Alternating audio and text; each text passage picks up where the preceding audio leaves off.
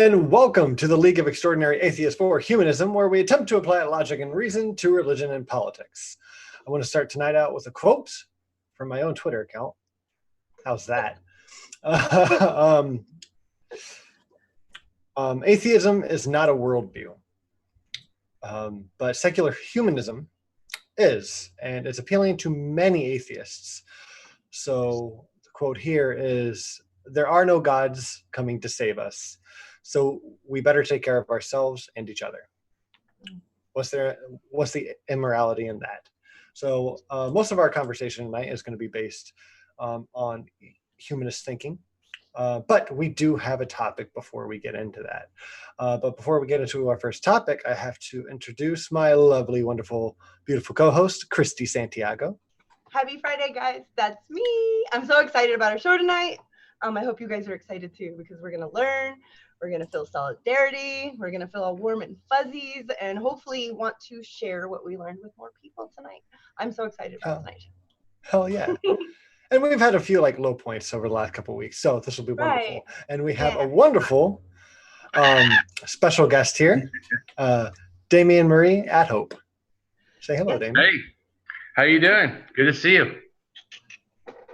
Welcome to our show. I have listened to a little bit of your stuff, and I'm very, very curious on everything you think. You sound like a wonderful person. You also have a good way of speaking. I like the way you talk. Thank you. So I'm excited to have you on the show. I appreciate it.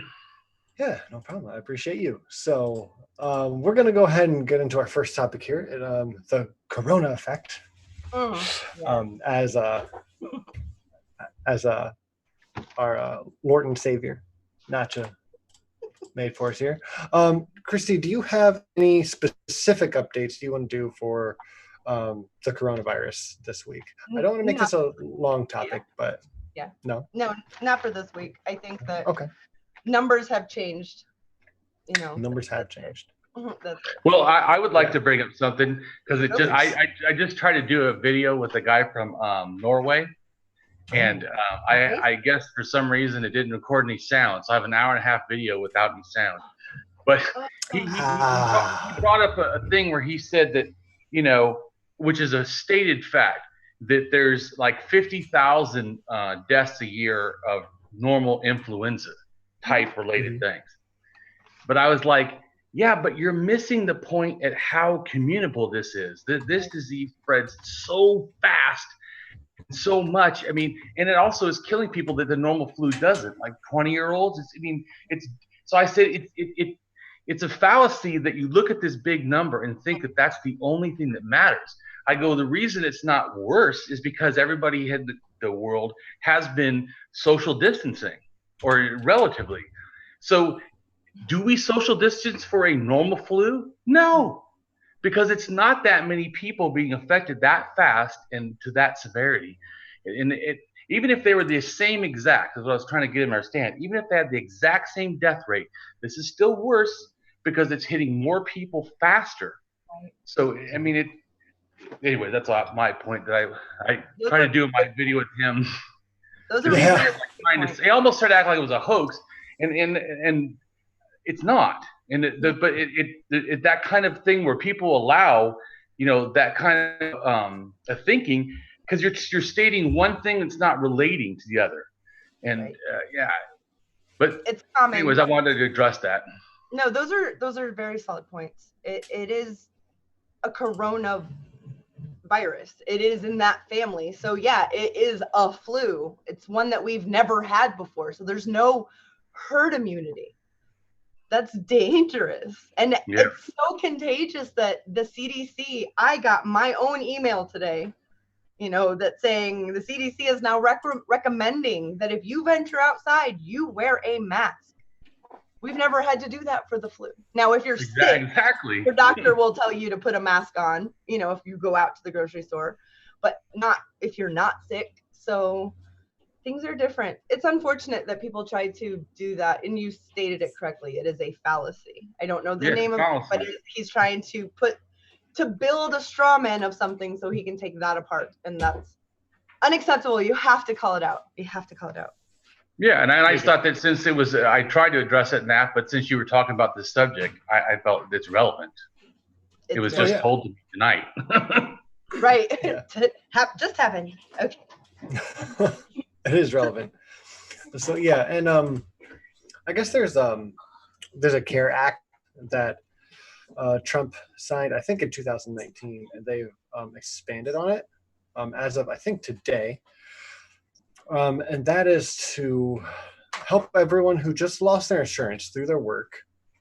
They can now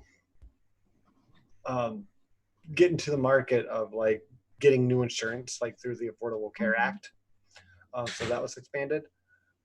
So any insurance companies who help anyone who's dealing with the coronavirus, who's being tested or treated for it, the healthcare providers that help them will be reimbursed also at Medicare rates.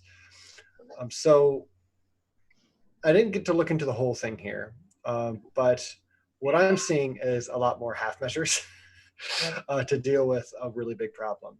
So well, on that, I can tell you that this will only be if states accept it. I live in Florida, and they are not gonna. They didn't accept Medicaid expansion. They don't accept any help because then they can say bootstraps. We all know what bootstrap state. I can't stand Sandal it. straps. They don't have boots or socks or soles. Sandal straps. Yeah, sandal straps. Yeah, they're just saying help yourself or don't expect any help. Yeah. That's the American way. That's a common thing. Right, American way. Let them die. Yeah, makes that I'm allergic to it. My eye starts twitching. I'm like, wait, you in your ivory tower, if you caught anything, you're fine. If your daughter gets sexually abused or just an accident happens and she needs an abortion, she's fine. Even if it's not available in your location, you're wealthy in your ivory tower. So I can't stand that. That's why people like you and Mac and myself and our friends need to be inspired to run for local seats, all seats. If we are representing ourselves, it's so much harder to shit on your friends. Yeah. There's that. And as you pointed out, Damien, like a lot of people like die because of stuff like this. This is one of the arguments that we use for Medicare for all. That like over 50,000 people die. Yeah, between 38,000 and 68,000 human beings die for a lack of healthcare. Not that it's not affordable in this nation. They just personally can't afford it. So. Oh yeah. And that's not worldwide, is it? That's just one country. That's weird, right? That's only the best country. Sorry, I can't help my sarcasm. The one with the freedom not to have health care. Okay. Yes. Yeah. So yeah, it's notable. And one of their solutions is that if you don't have health insurance, they'll help. They'll pay the health care providers at Medicare rates, but they could just do that for everyone, right? It's such an easier fix. You don't need 56 pages or over 1,000 pages of legislation to fix this problem. You need less than 5, and it's very simple. Yes. And it takes care of everyone. Yes. You just put a progressive tax on rich, and I was thinking pays for more than that. I've held signs outside that say "tax the rich" when I was living in Seattle. Sounds like a good place to do it. Yep. Yeah. There's a big disparity of super uber rich and then people that are freaking poor. It's ridiculous. Yes. That's where a lot of big protests popped off. Lots of big protests against corporations. I follow any kind of human solidarity movements, ground up movements. I'm fascinated and obsessed with them. I've followed them from Eugene Debs. I mean, all of them. I love history and I love these uprisings. And I was just thinking those thoughts that Mac was just saying. as I was walking my dog, Mr. Bean, which is a perfectly good name for a dog, by the way. It is. Mr. Bean and I were going for a walk, and I was thinking, you know, here it is again. Whenever conservative or wealthy, and it could be Democrat or doesn't matter, these conservative, more wealthy leaders of ours feel a certain way that stomps on other people's rights, whether it's anti-choice, all over the place, until something happens to them personally. Their daughter grows up and marries a woman. Their son grows up and then they're like, you know what, I was wrong. I'm not shitting on them. I think that they got to the right way. I'm happy with that.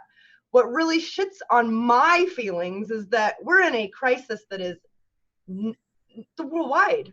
And it took everyone feeling it for them to go, holy shit, this is not right. When other individual families are having a crisis, they lost their job and can't pay their bills. And now the dad, the sole breadwinner, you know, he has to now tell his family, we're homeless because your mother died of cancer and that used up all of our savings. Like, these things happen everywhere in this country. And that is just as big of a earth-shattering crisis for that family as this is for all of us. And I feel like that should be, think about, put yourself in their shoes. That's a huge crisis. And if we can use this crisis we're in right now, this one walk with this dog, this is what I got done. This is what I achieved from these thoughts. If we can really put pressure on, stand in solidarity, no matter what our beliefs are, and push for progressive policies, now's the time. Now's the time where we have people listening. Yeah. Right. And there's a lot of it's been the time since the 1800s, but yeah. Or before that. No, I feel you. I promise I do. Are you saying that we might be running a little late on some of this? Yes. Very late, Mac. Very late. Yeah. Yeah. Okay. So, real quick, I want to update people on my state real quick. That's really all I know because I have people in my state telling me. So the governor, Mike DeWine, here in Ohio, he extended our April 6th deadline, I guess, or not deadline, but like the order until April 6th for only essential businesses to be running to May 1st, which he had a few days before that said that that's where they're pushing school back till at least. But they're also looking at just ending it for the year. So that's what my state's doing, and they're also, I think they put a limit on who or how many people you can have going to the grocery store from your household. So like one per household or something like that. Right. I also heard something about that. Interesting. Yeah. So DeWine's really trying to go about this the right way, and he has Amy Adkins. She actually does most of the talking on any of like the coronavirus stuff. Unlike Trump pretending he knows what he's talking about and then has a professional come up and work against what he just said. The best idea. Best idea. He's a very stable genius. Yes. Actually, I watched. He's neither stable or a genius. It's true. It's true. No. So I listened to most of Damien's Evolution of Religion today. And then when I switched to washing dishes, I switched to listening to Trump for an hour, which I haven't seen him live. Culture shock immediately. This has been right. Really? Yeah. It's been a while since I just listened because it was live. I was washing dishes. I'm like, I can do this. I listened to about 45 minutes of it. And it was something else. Like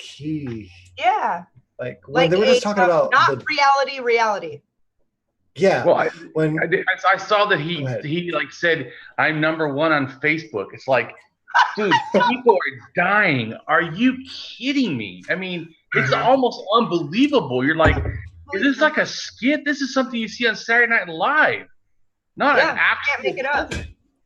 Right. And he just sways back and forth when it's not his turn, which, look, I get if he has like ADHD or something like that. I get that. I have a hard time staying still myself. But like also like, man, when like you're on camera, you try extra hard. Like, Jesus Christ, man. It's just, he's such an embarrassment. And they were talking about the masks that you're supposed to wear with the I forget what they're called. Scarf. N95. Yeah. 95s. Those, and the press asked him, like, why are you wearing one? He's like, oh, that's just a personal choice. We don't need it. And then he did look at the sun. Surgeon General comes up. He did look at the sun. He did. Remember the eclipse? I mean, without glasses, the dude is a moron. I remember. Yeah. I mean, he looked up, looked at the cameras to make sure they were getting him looking up, and then was like, yeah. I'm like, oh god. It's a personal choice. Yeah, that's what I'm saying. This is the guy that looks at the sun. Like, what else do you need to say? Look, honestly, if they want you to stop at the stop signs, just take the white outline off of the stop signs. Because we all know that means they're optional. Just make it red. Just the color. No words. Just make it red. Actually, put the white stop in red too. Make the whole sign a red up. Right. Different colors, red, so they have to be real close. I can't think now. Yeah. See, if you came to a full stop, you'd be able to read the red on red, but you were farther away. See what I'm saying? Yep. Gosh. Make them, remember in the 90s? I don't know who you are, but you sound like you're super smart. Mac, do you remember in the 90s the art that you would have to look at to see the picture? You'd have to wait the picture. Right. Make all the stop signs like that. You won't know what the action is you're supposed to do until you figure it out. Yeah, but I think maybe that's how Trump already sees stuff. You ever seen him read stuff? That would make like, so in Ecuador is. Did you know that Ecuador is that far away? Yeah, I mean, you're like going surrounded like by a child. water. They read a book and they're like, oh, wow, Big water. Who knew what air was? Oh. And none of this is surprising, right? No. Like we know this. This is basic like Trump 101 stuff. But yeah. I know that. I just feel like everyone knows that. And like I haven't just watched it in a while. It's really still bad. So bizarre to just watch. It's like, okay, reality check. I'm not crazy.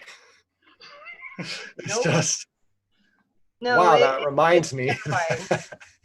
Yeah, it's so freaking weird. Him and Pence. Pence had a thingamabopper today too, and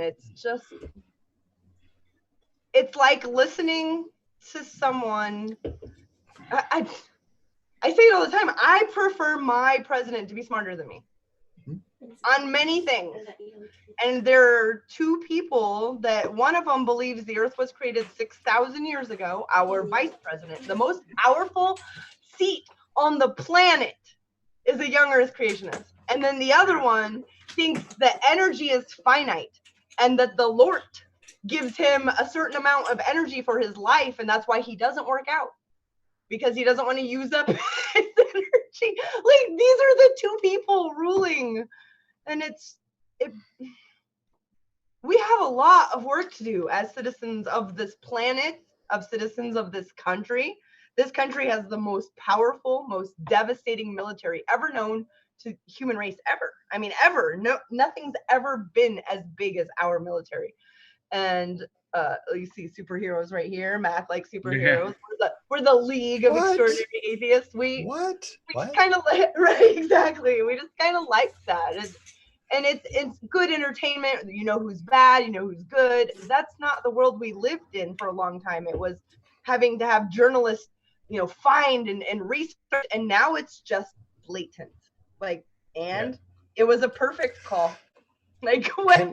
No, we read it. We read the transcript. It wasn't. And he'll still say, did you read the transcript? Well, if you did, you'd know. I did. I do know. You're wrong. You're wrong. That's where we live. Christy reads transcripts in her sleep.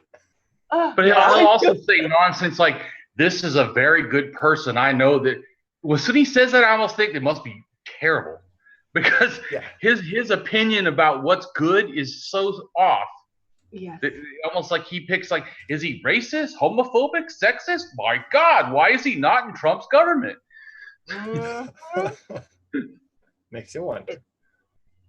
Yeah, it does. When he started filling up, when he emptied the swamp of a certain type of swamp monster, and then he just dirtied the swamp with other swamp monsters. Like, nothing has the corruption is more blatant. Yeah, well, and I think it got other things added to it. There was not as much overt sexism as there are now. There's not as much racism as it is now. There's not as much homophobia. I mean, look at how much he's going after trans rights. You know, and it's just disgusting. And then going after immigrants and even hating on homeless. It's like, the dude is just, yeah. Thomas Westbrook, since you just brought that up, is doing a long-term fundraiser for trans rights right now. So if anyone's interested in volunteering or being a part of Holy Kool-Aid, Thomas Westbrook, he would be glad to have anybody who wants to volunteer and help out. But yeah, he's doing big things for the trans community, and the trans community needs more people who aren't trans to be advocates for them. It's just not an option. They're such a small minority. They need us to step up. Yeah. It's a humanist thing to do. It's like someone was trying to tell me that that they're trying to get better at using the proper pronouns, but the people, need to be sensitive that they're trying and not, jump on them. And I said, no, really, you need to be compassionate. They're the person with the need, not you. I go, you're looking at it backwards. I mean, it's like, I understand that people, aren't used to things, but, it's really fighting that fear, because, fear, left unchecked becomes this multiplying negative thing that, that it's because humans in general, what we fear, we learn to hate. What we hate, we seek to destroy. What we seek, to destroy is things that we don't know. So one of the things that we need to first do is become informed. That's why it's so important to be knowledgeable, so important to seek education. And then when you don't know, the right attitude is compassion, because that is when you are ready to learn. I agree. Yeah. So, I feel... Well, I feel like people, give themselves an emotional cop-out. Well, I don't know, so I don't have to be good. Wrong. You don't know means you have an extra responsibility to be good, not less. It's not like you should get cutting slack. It's that you should, because it reminds me, like when people say sorry, sometimes they'll go, I am sorry. That's not really sorry. A truly sorry person goes, how did I hurt you? What can I do? It's what it is? It's that thing I was saying. It's the compassion. It's that caring. That's the difference. It's like I have a a bachelor's in psychology, and one of the things that I learned, like in group counseling, one of the things I liked the best was that you don't have to even be educated to help someone, because really what happens in a group is that people are listening. Which is a form to me of compassion. When I don't understand, you know what I do? I ask, and then I shut the fuck up. And I listen. And what I also think is important to understand, especially with people trans or anything that, people get sick of also explaining every fucking detail of their life to other people sometimes. I mean, me, it doesn't bother you because I don't give a shit. I'll talk about myself all the time. But I also say that doesn't mean everybody has to be like that. Some people, they're tired or exhausted to try to defend who they are. And, it just, I don't like any of that. I don't like any sexism, homophobia, transphobia, any of that shit. I feel like it's all anti-human. I try to start with the position that I look at people as a dignity being, not male, female, whatever, but a person of dignity, someone who deserves honor. And then what is my job is then to respect that dignity. So I think when you start with that mindset, And it doesn't matter, if there's somebody that comes up with a new label or a new understanding of what was probably already going on, we just were unaware.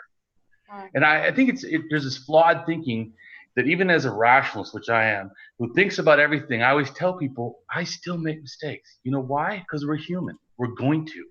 But it's this willingness to move past that. I mean, to me also, like I try to take when people are mean to me, I try to take that as a chance for me to remember that I need to be more kind to others, that I need to be more compassionate to others, that every time someone does something unfair, I try to think, how in my life have I done something similar? How much can I make myself better? Instead of getting all harping on that they're doing something wrong, I try to think of, okay, this is a chance for me to remember how I need to treat others, how it feels. And like this one guy was trying to tell me that, he thinks there's too many reactionaries in the left. Everyone's sexist, everyone's homophobic, everyone's racist. And I go, you know what? It's easy when you stand at the top and you look down. It doesn't look like much, and it's not very impressive or threatening. But when you're the one being stood on and you're looking up, you can see it all. I said, we have this, blindness, an encapsulation, and we don't think, we don't feel. Just like if you look at my gender on Facebook, it says intersex, genderqueer, male. And when I say that to people, a lot of times they get like, that's confusing. I don't want to say that. And I like, I don't want to educate myself. Well, I don't want. That's like how I feel. It's like, or like somehow I just need to just whatever I look like. That's it. And you don't want to understand or don't explain it. And I feel like it's that same thing. It's that lack of compassion. So I need to look at other people and go, how can I understand? How can I be? But like I think it's so weird to me because it's humanism, and I think that when you, like they said at the beginning, that atheism is a conclusion to me. It's not a way of life. It's just a conclusion. I realize, wow, all theistic claims are bullshit. That we're here alone. And then I started to think, well, if we're here alone, then that means that we're the only hope. Right. And if we're the only hope, then we're going to have to work together because we are, in a sense, fragile bodies alone in the world. And we're just looking for safety and comfort. And this is something that we can only achieve in a sense with other people. And that's somewhat true because if you look at it, you put someone in solitary confinement and remove people, we're such a social species that we almost kind of go mad in our head and have emotional problems because we really do need to connect. And that's why I think people would tell me, I have a sticker in the back of my car. It's a sign of a heart with the equal sign, like equal marriage. But I'd say, no, it's equal love, equal marriage. I don't care if you're married. If you're gay or lesbian, whatever, guess what? Your marriage is already equal. Your love without the marriage is already equal. I agree. It doesn't, what I'm saying? It's not that it's only once you're married, then it's, you should have equal marriage. I think that it should be seen as equal love. It would have to even be married. Right. And with you also having marriage isn't the way it used to be. So you're right. Love should be love. Women aren't, no one's paying a dowry for their bride these days. So let's move the fuck up. What? You're not getting a goat, Mac. You're not getting a goat. Bad move. It's too bad. Yeah, that's too bad. I was going to say that because on your channel, you've referenced multiple times that you are an agnostic as well as an. I'm sorry. An agnostic with an I. Agnostic. Oh, okay. Yeah. Gotcha. I'm an anti-agnostic, not the people, not the ones who believe it, but the concepts generally used to supposedly support it.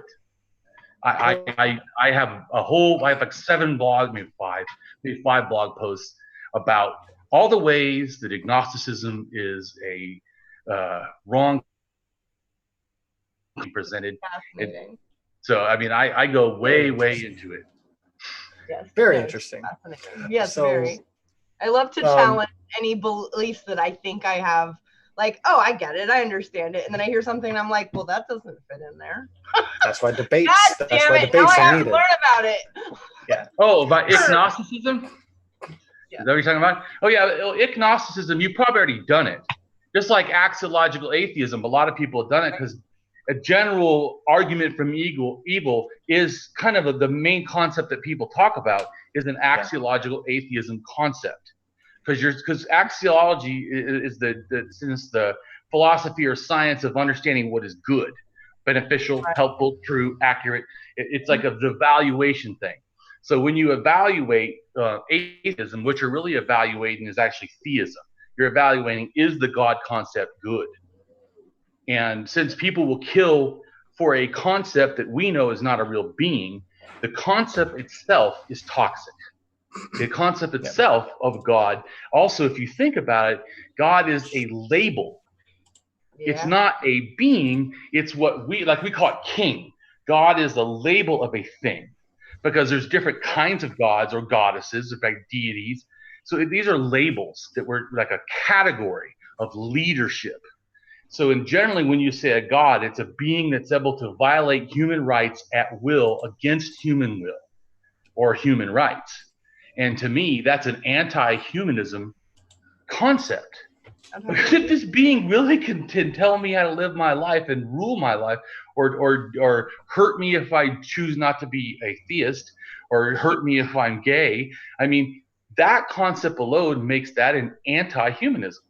I agree. It should be not just something we don't believe, but something we actively reject, and not reject from a hate, but from a love position, because I love humanity so much and freedom of the rights of people and their dignity being status. I cannot accept anything, just like Sam Harris said, celestial North Korea. I mean, right. Can't do it. I mean, it's just, and I see it really as an anti-humanism. That's what axiology atheism would say also. It's the exact same thing. And it's not just go ahead. Sorry. And it's not just rejecting it just from like a love standpoint. It's also just with that love standpoint, it's just logical. It doesn't make any sense to have this all-loving being, this omnibenevolent thing, so goddamn hateful. Anyways, and it's also push pause on it. Okay. For just a second. We're still on the Corona topic, so I wanted to let Nacho know to go ahead and change to the next topic. And then if I could steer the conversation a little bit away from this, because we're going to end with this too. Do you mind if we switch gears? Sure. Humanism permeates everything we do. It does. And Christy and I love to go on yes. So if you can tell us just a little bit about just what your channel is about, real quick, and then if you could take a quick turn into the evolution of religion, because I think that's a really, really good point to start off a humanist conversation. Definitely. Because hold on, I just want to add real quick. I sent that to someone a month ago maybe, who is a theist, because it's not overtly atheistic at all. No, it's just education, just history, right? And since then, this person, it's not an atheist, but has let go of all the magical miracle. There's still something bigger than this person. And I've been through all these steps. So I just think it's so fucking beautiful that it started with the evolution of religion, because it made my friend go, well, then, okay, hold on. I need to That's step the back. point. Because obviously what I believe isn't like it's just a little bit of human. So I just wanted to add that to you, and why you guys who are listening should definitely go to his channel and watch it. Yeah, because when you look at other religions or just the history of religion, it really pours in some like perspective in your cup. It really, really does. And it's really neat. I'm an anti-theist. But the one thing that I like, an anti-theist. Oh, well, so am I. Anti-theist, yeah. But the one thing I like about religion, like atheist, And I'm like, okay, we're gonna talk about dirt bikes. I told you rabbit trails. No, it's the one thing I like about religion, though, is that when you look back at certain cultures, people's religion, like a collective people's religion, can really tell you a lot about their culture. And I think that's really neat. So when you're talking about a history or an evolution of religion, I think it really does tell you a lot about the people. And that's neat. That's one thing that I do like about it. But the reason I'm still an anti-theist is this is I think it's harmful just to believe it. And I'm not going to go through my whole spiel again. Yeah. I just want to let you know why I think it's so interesting. Well, so how I got to this whole place in the beginning was not to actually help anybody else. It's that I was 35 years old and in college to be a Christian drug and alcohol counselor. And so I was getting my, degree in psychology, and they told me that if I want to be a drug and alcohol counselor, I'm going to have people that believe in higher powers, because of AA and all that shit, 12-step programs. So they said because of that, people have different opinions of what's a higher power. Some people could be Buddhist or Muslim or whatever. So they said as an ethical counselor, I needed to learn about other religions, one class, and then I needed to take one class on the Bible. And I was so ignorant. I was actually first raised in a cult until about 13, a Christian cult. That's kind of like Jehovah's Witness. So whenever I have people that know Jehovah's Witness stuff, it's like we can almost reminisce, even though it's a little bit different. Because I've lived some of the things they did, though, were a little worse than Jehovah's Witness, probably. But I mean, they were pretty wild. But so then after that, I was in evangelical Pentecostals. I was like really deep. I never questioned God in my life until 35. Never. Wow. And I, in fact, was so deluded. 15, I thought I was possessed by demons because I liked sex. And sorry. And because I did drugs. That sex demon got me too. What's that? I said that sex demon got me too, I'm pretty sure. Damn those sex demons. Yeah, just goddamn wanted sex. It was like weird. Almost like biological pull. It was, yeah. Yeah. So when that happened, and then at later, I believe that I was so like lucky from God because I almost died from liver failure because of alcoholism at 17. Wow. And I haven't drank actually since then, since 1989, January 24th, the last time I drank alcohol. So, and it's been, a lot of years, like 26 years or something. I don't know. You said 1989? 1989. Oh, no. January 24th? Oh, no. January 24th, yep. That's exactly 1 month before I was born. Oh, cool. So that's how long I've not drank alcohol. Yeah. He's such a little baby. Almost. That's awesome, though. That's awesome. 76. Congrats on that. That's some. I remember 1987. I was roller skating or something. But I thought that God had like saved my life, and so I was so convinced God was going to do great things to me that I was in a plane one time, and the lady next to me was like terrified of crashing, and I said, "Oh, you're okay, because God's got a plan in my life." And so if the plane crashes, I'll still live. So you're next to me, you'll probably be benefited by that. I mean, I was that delusional. I was like drinking Kool-Aid, making other people drink it. I mean, I think you were double fisting the Kool-Aid. Yeah, I mean, I totally. So the coronavirus, I'd probably been dead because I wouldn't have done anything. I would have gone. God's got me. I'm good. But yeah. So it's a common thought, though. But it's important for people to understand how strong my atheism is. It didn't come from like hatred. I was a Christian the whole time. Mm-hmm. And then when I was in college, I took that one class, and it was the first time I couldn't have before that named 5 Christian sects. I couldn't. I was so like, focused. Right. Sheltered. Mm-hmm. Sheltered, right. So as soon as though I took in the class in every religion, boom, boom, boom, boom, boom, boom. We had to take like 10 different religions, one a week, whatever, for the class and explain them. I started realizing there's a theme. All religions say that they know what the afterlife is. Just them. That's not like a couple of them all agree. It's like just them. They have the way you're supposed to live in this life. All of them, just them. And it's their holy books, just theirs. I mean, almost always. So it's like, to me, I started going, whoa. If they're all wrong, and mine, Christianity, is no different, I started going, whoa, maybe I'm not right. So that's the first time I started kind of doubting God. But then I took the class on the Bible, and it was a bunch of, I thought, oh, class in the Bible, I'm going to get an A. I read the Bible twice. I live, breathe the Bible. And so I thought. Because actually now I realized that was a little bit of ego, because I wasn't actually as good in the Bible as I thought. Because as soon as they started breaking it, and it was a college book about the Bible, but it still turned me atheist. Because it started challenging some of the things I thought I believed. And it started showing me, like, this book, like, it's like, oh, you know how the Gospels of Jesus started, Matthew, Mark, Luke, John. Well, actually, Mark was first. Right. And I'm like, and actually they were written before Paul. I started going, whoa, really? I mean, I started, learning things. And then, oh yeah, you know how the Noah's Ark?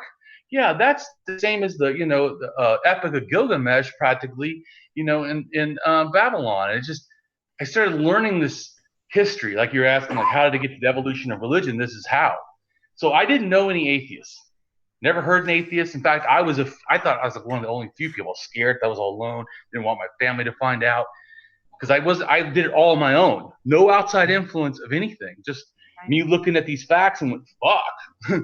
I can't believe it anymore. I mean, it was like I got like a head rush, like a cognitive dissonance just broke. I was like, oh, and it was right when Satan, because they showed us how a serpent, Satan, Lucifer, and the devil, not one of those are the same thing. Right. That was it. It was just like cognitive dissonance broke, and I was, okay, Satan's bullshit. But I thought, Satan's bullshit. Fuck is God? I thought, nothing. It's not more any bullshit than Satan. And I was right there, just done. And I was like, I don't know if I should call myself an atheist, but I'm done believing the Bible. And I'm done believing in God. And I had already took to their religions, and I already felt they were wrong. And then thinking about how they're all the same and all nonsense. And I was like, I'm done with all of it. And so I became an anti-religionist right there, because it was the first time I was informed. It wasn't like hate. I was informed, and I saw, wow, it's all a bunch of nonsense, and people pushing nonsense that's hurting people and hating people. That's also like, I have a thing where I started looking at how much sexism, because I felt like people were having this positive opinion about some religions. And I'm like, every one of them, Shintoism, Sikhism, Jainism, Buddhism, all of those, Confucianism, all those ones people think maybe those could be philosophic, every one of them have sexism. Yeah. And I have blogs about all that. And it just, and it was that kind of like desire to learn. And I didn't really trust atheists. Fuck did I trust my whole family? They have been lying to me about this God bullshit. I was like, I didn't, all of a sudden, strangers that are like telling me things, I didn't trust these people. And so at first, I didn't even go on Facebook, didn't talk to people, because I wanted to go look. So I started looking at archaeology, because I was like, okay, if religion is really nonsense, how did all this bullshit start? Did it just start like at 5,000 years ago, or was it less than that? I mean, I really wanted to know. And that's actually what started me looking at archaeology and evolution of religion, which at the time I didn't really know. I just thought, what's the beginning? And then I started reading some stuff, and I'm like, this one guy said it was 100,000 years old. I was like, 100, it's an anthropologist. And I'm like, 100,000 years old? What the hell? He can't be right. So I started looking at other stuff. Like, how does he justify that? You know what I'm saying? I was like really going, I don't believe anything. and so I was probably in the sense more of a cynic, because I was done believing people. Fuck this. I want proof. Yeah. And also why I started being a rationalist. If I do not have a reason, a justified, logical, rational, evidentiary reason to think something, I try not to think it. Doesn't mean I don't, but so that started. So that's where I started doing more about this stuff. And I said, oh, then Göbekli Tepe, and looks like so much happened, about 12,000 years ago with agriculture. Maybe that's where religion was birthed. And then, but the more I looked, I was like, yeah, but these ideas go back 14,000 years ago. And then if you start looking, it goes back 20,000 years ago up in Siberia. And then you go and I started seeing, and then I started realizing what these people were doing. Wow, they're doing shamanism. And I had this amazing thing. All the burials of shamans were female. Blew my freaking mind. Then I started looking at it, even in North Korea, I think it was 1,200 years ago, they had to make a new word because the word for shamanism they had only meant female. So they had to make a word, and they took the word for female, made it male, and they used the new word and gave it to females, almost like, you were the rib, you're the rib. But it really was always female. Blew my mind. I felt like, that's crazy. Wow, this is a scam. I didn't know that at all. Because it blew my mind. Yeah, that's pretty awesome. Because I was like, it blew my mind. I mean, it's like I realized, yeah. I don't know religion. From the time you started this, when you started questioning things, to the point you're at right now, how long was that?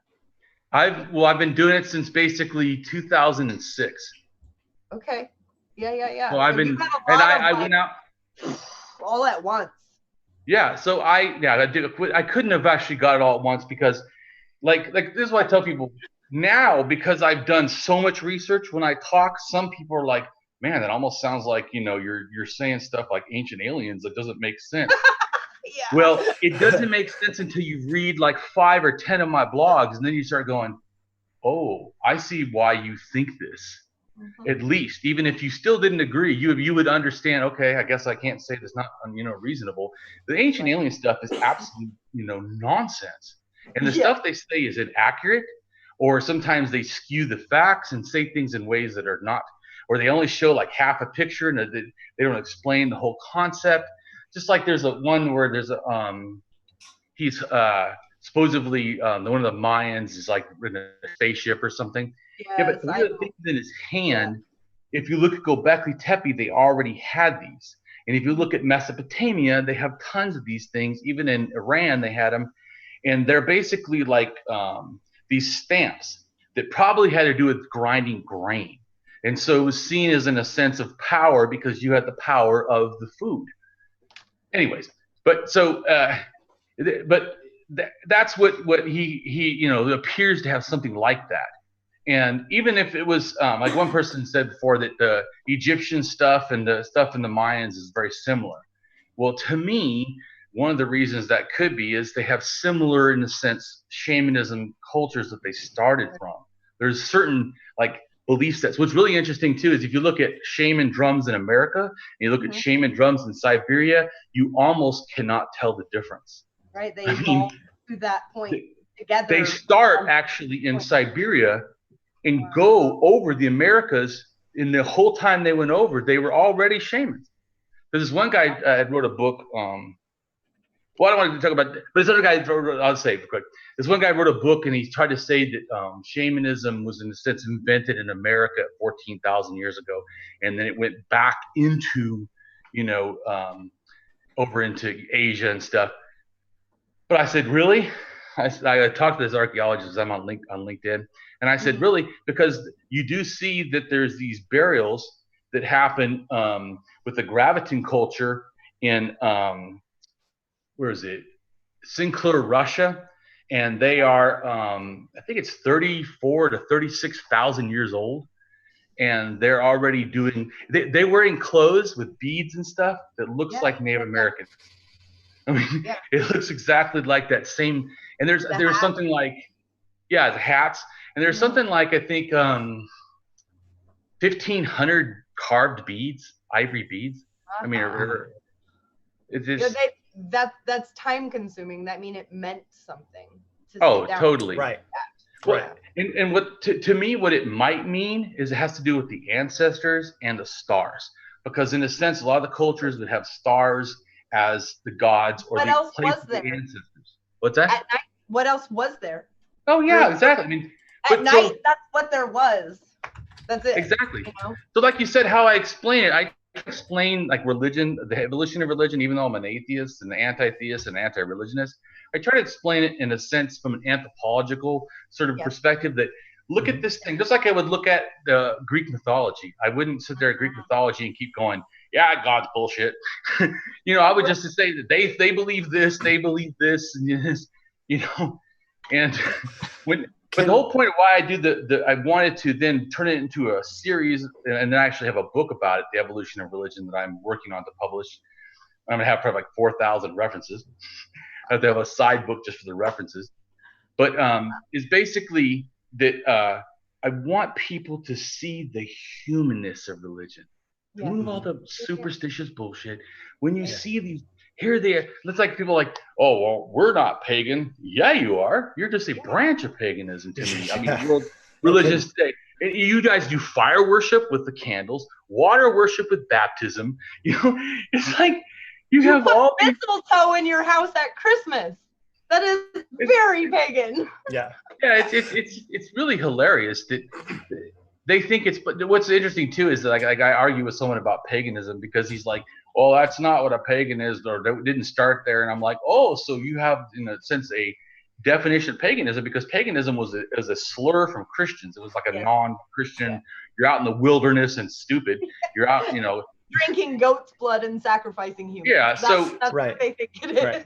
So it's not like at the time people would say, I'm a Roman pagan. They didn't, we now call it that. It's like people don't realize Göbekli Tepe, that's not what those people called it. Who knows what they called it? Right. That's what people nowadays called it. Yeah. I do, for all that the ancient aliens bullcrap. For anyone who's listening right now, we have friends actually in our community, Megan and Dr. Josh, who run a channel called Digital Hammurabi, and they read and teach ancient Sumerian.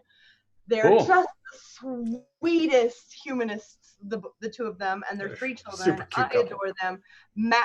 Brant, I asked him to link it in the chat, so he did. So anyone who wants to check them out, please do. And they have a scholarship fund for students who actually want to go into what they're doing.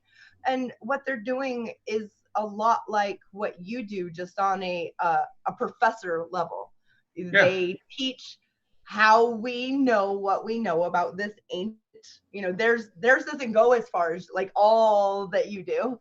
They stick in this one so that they're experts in it, and they teach how to read ancient Sumerian. It just blows my mind that in 2020 there are active people that can just pick up a tablet or go online and look at tablets in a museum and read it. I'm like, what? I love that. I think that the more I learn, the more I see that I know nothing. I need more and more and more and more. And well, that's also one of the reasons why I decided to do it, because no one else, in a sense, is doing what I'm doing. That what archaeologists, that even if there was ones that knew everything I know, they would probably not be as open to do it because it would shame religion, and they're not going to do it. Right. There's a bunch of reasons. One reason is they got to go do digs. So you're not going to go do a dig, if you're in a country where somebody could capture and kill you because they realize that you made fun of, or they, put down their religion in some way. Because in fact, I was my show with History Voyagers that I just started, started my one show for the 10 shows I'm going to do on Göbekli Tepe. So awesome, though. Yes. Because I really want to explain what it really is, so people will stop believing such nonsense about it. But when I started getting this realization of what's there, I wanted to give it to everybody else. So that was my in a sense desire to be educational. And I wanted to, the same thing that kind of happened to me in college, that once I read the archaeology and saw how well it disproves, in a sense, the religious ideas I believed in, right, that I hope that it does the same thing to other people, that it makes them go, I need to question my religion. I need to, stop believing it. And so that's a massive goal of mine, because I feel like I trust people's reason. I feel like some people go, you can't reason with people. Yeah, I don't agree with that. I have a psychology degree. We actually are taught to reason with very unreasonable people. Some people that have massive mental disorders who cannot even use reason, and you still have to make them reason. So I just feel it's hard. If you say it's hard, obviously even mental health therapy can't reach every single person in 100% way, but aren't we also for harm reduction? I mean, so let's say us as an atheist, we don't ever cure the world, of religion, and it stays, because I think that's a highly likely possibility. So that's also why I'm a humanist, is that to me, if we are, not able to give it atheism, then we still have to do something positive in the world. And so the most positive thing is to get everybody on the same page that religion or no religion, we all need to care. That religion or no religion, atheism or theism, we need to see that we rise as a humanity, by helping each other. And, if we start doing that. And so I feel like also, like you said, that my video series on history is more approachable to people, because I feel like, and I've said this before, you can't punch people in the face with the truth and expect them to listen. I've learned that the hard way, let me tell you. I know. So what I feel is you have to give it to them like an adult. You give it to them like a present they can unwrap for themselves. Right. And you instead of saying to them, I don't think you're getting it, is to say, I know you can get it. Is to start believing in their ability. And I've done it before, where I tell people, like there's one video I have where I was challenged by a apologetic school. And there's like 7 people that challenged me for 3 hours. And this one guy I did good with all of them. But this one guy, I like whooped him so bad, like logically and humanistically. It's not even funny. And I even told him, you disgust me. I said that in the video, and he's like, well, because we're talking about slavery, and I said, you support the selling of your daughter? And he's like, well, if you were poor. And I go, dude, you disgust me. I mean, the guy is just, no. Yeah. What? Yeah. Yeah. So something that like really strikes me as like, okay, well, I can't trust you, as if you try to say that humanism is just an immoral like stance. Because like if you just look at the basics, like the basis of humanism, you can see that like it has all good intentions. There's nothing wrong with it. It just lacks a God. So it's just like, if you open your mind just a teeny bit, It lacks authority. It lacks authority, but it adds responsibility. There's nothing immoral about that, right? So you can't really call it immoral. It's just, that just makes you untrustworthy if you're going to say that it's immoral. You could say that you think it's wrong, or that you don't think it's good enough because it doesn't have a God. I'd be like, well, I also disagree, but you do you. But if you just think it's just immoral or it's an awful evil thing, just like, you are either just willfully ignorant, or you're just not a trustworthy, honest person. Yes, I find that the woefully ignorant is a massive amount of our fellow brothers and sisters here in America. And because I am a humanist first, I have been able to recently too. It's been really hard. Like I told you, I learned that the hard way of you can't punch people with facts. I lost my best friend of 20 years to the Jehovah's Witnesses because I tried to punch her in the face with facts. Documents, research. I'm doing all the work. All you have to do is read it. Can't believe you don't believe this stuff, and you're so stupid. You're an idiot. I lost her. Yeah, I think, like I said, about the same thing. I don't think it's any different than how I said you should treat trans people. Not understanding, their pronoun. It's compassion. So how should we treat the religious? Compassion. These people are deluded. We need to give them compassion.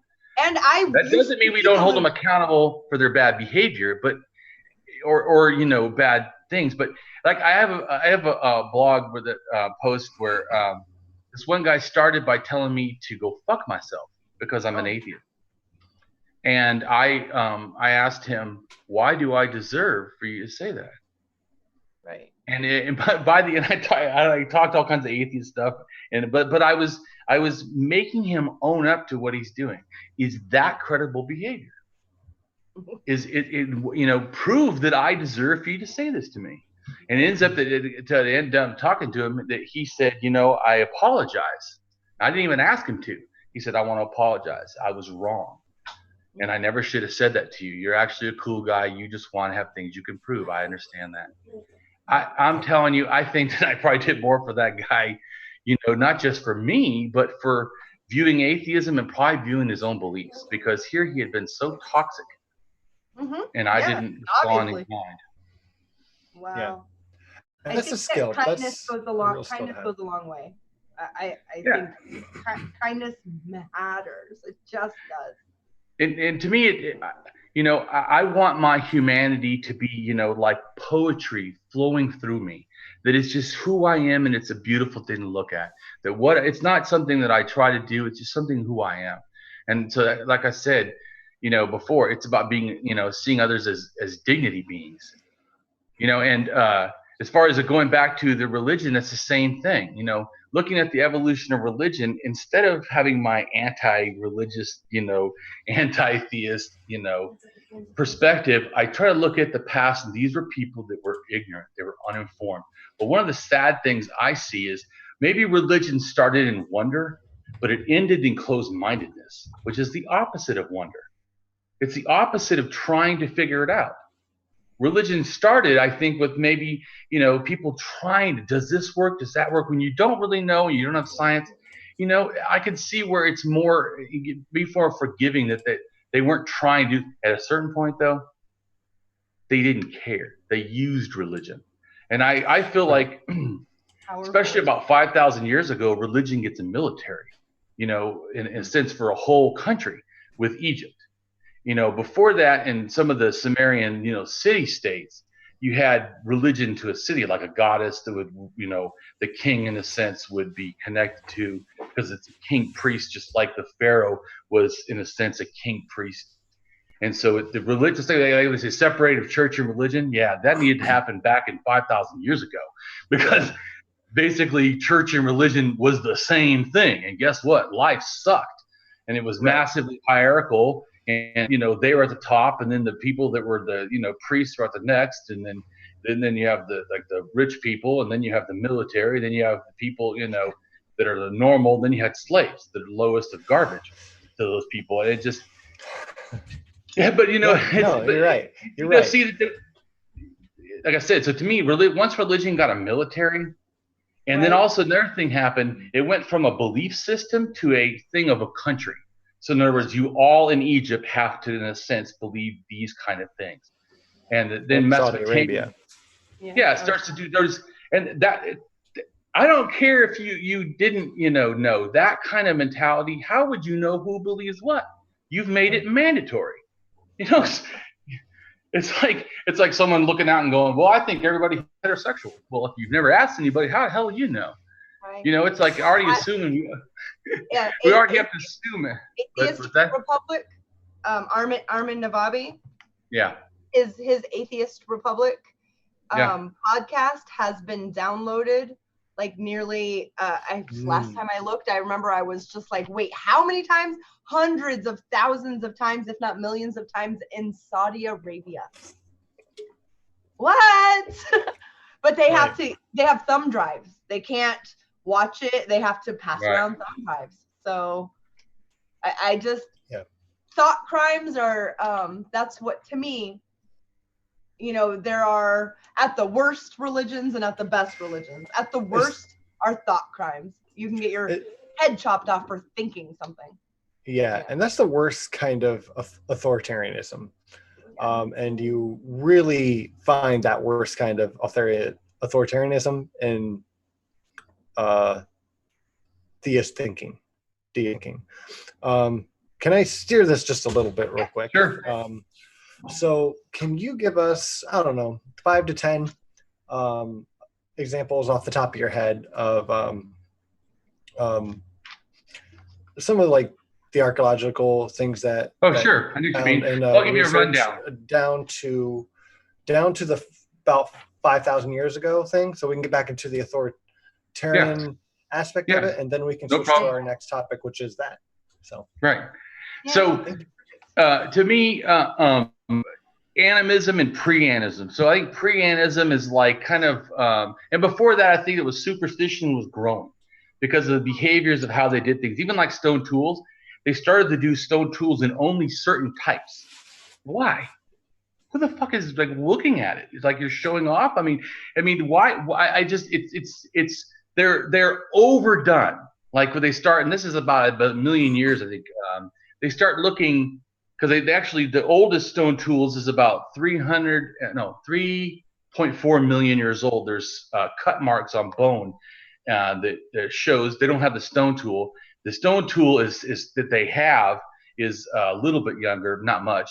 It's 3.3 million years old, and that's when stone tools in a sense start.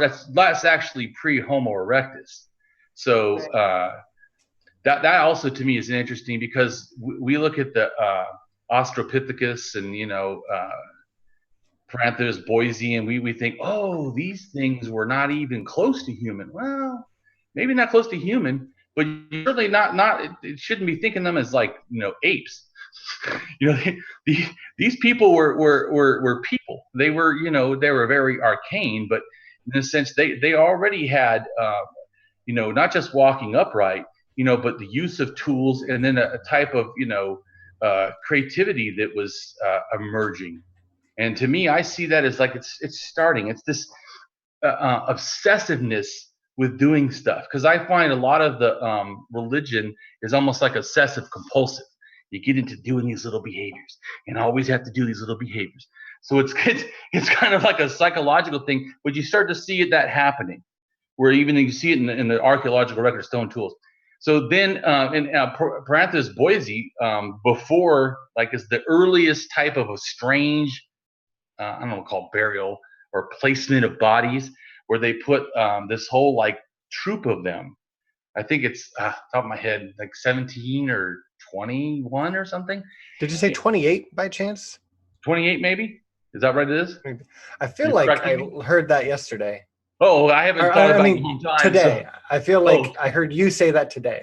I may have. I don't know.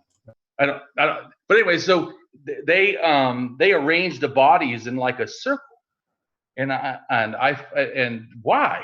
I mean, so but to me, but all I was gonna say is, to me, it's the starting of this symbolism. Like they're starting of thinking about doing things abstractly to the bodies, and that people kind of maybe mean something. Like they're not just leave to animals to eat without any thought. So, and then at 250 in Rising Star Cave is Homo naledi.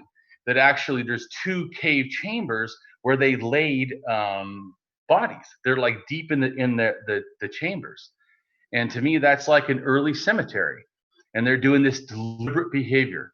And this is pre-animism. This isn't, to me, religion. It's just, because even animism begins kind of almost not religion, but it starts this religious type of thinking. And animism is nothing amazing, because animism is something that children do. All of us until about 7 have this type of magical animistic thinking about the world. We look at stuff, and if something moves, we automatically think of agency, or a doll. You could even like to talk about in psychology that say if you look at a teddy bear and you have these warm feelings that are towards a being, or you talk and think about it like a being, that's a form of animism. And so you can see where that's really quick to just become superstitious thinking, and then supernatural thinking, and then spirits, and then from there, all kinds of religious concepts. And so pre-animism, they start to do these behaviors around death. So I see the fear of death as probably something that, made people start to get this religious type of concepts that give meaning to later religion. So after the Homo naledi, then you have, Neanderthals are the ones that did the first burial. They were doing taking eagle claws and wearing them probably as a necklace at 160,000 years ago, somewhere around there. And then at 130, there's evidence of Neanderthal burials. So they buried bodies in the ground before us. They also put bodies in like cemetery type of, like the Homo naledi did, where they put them like in a chamber, and then they put like stuff around them that could be kind of sacred. But at 175,000 too, there's a 3 stone rings that are made of these stalactites the Neanderthals did. So it's kind of like a chapel or something. It's some kind of a meaning to it. And then at 120, I think that it's possible we were also, in a sense, up in by 100,000 up in what's it called? Israel. And so in Israel, the Neanderthals started burying in the same place that we were at. So they've already been doing this for thousands of years.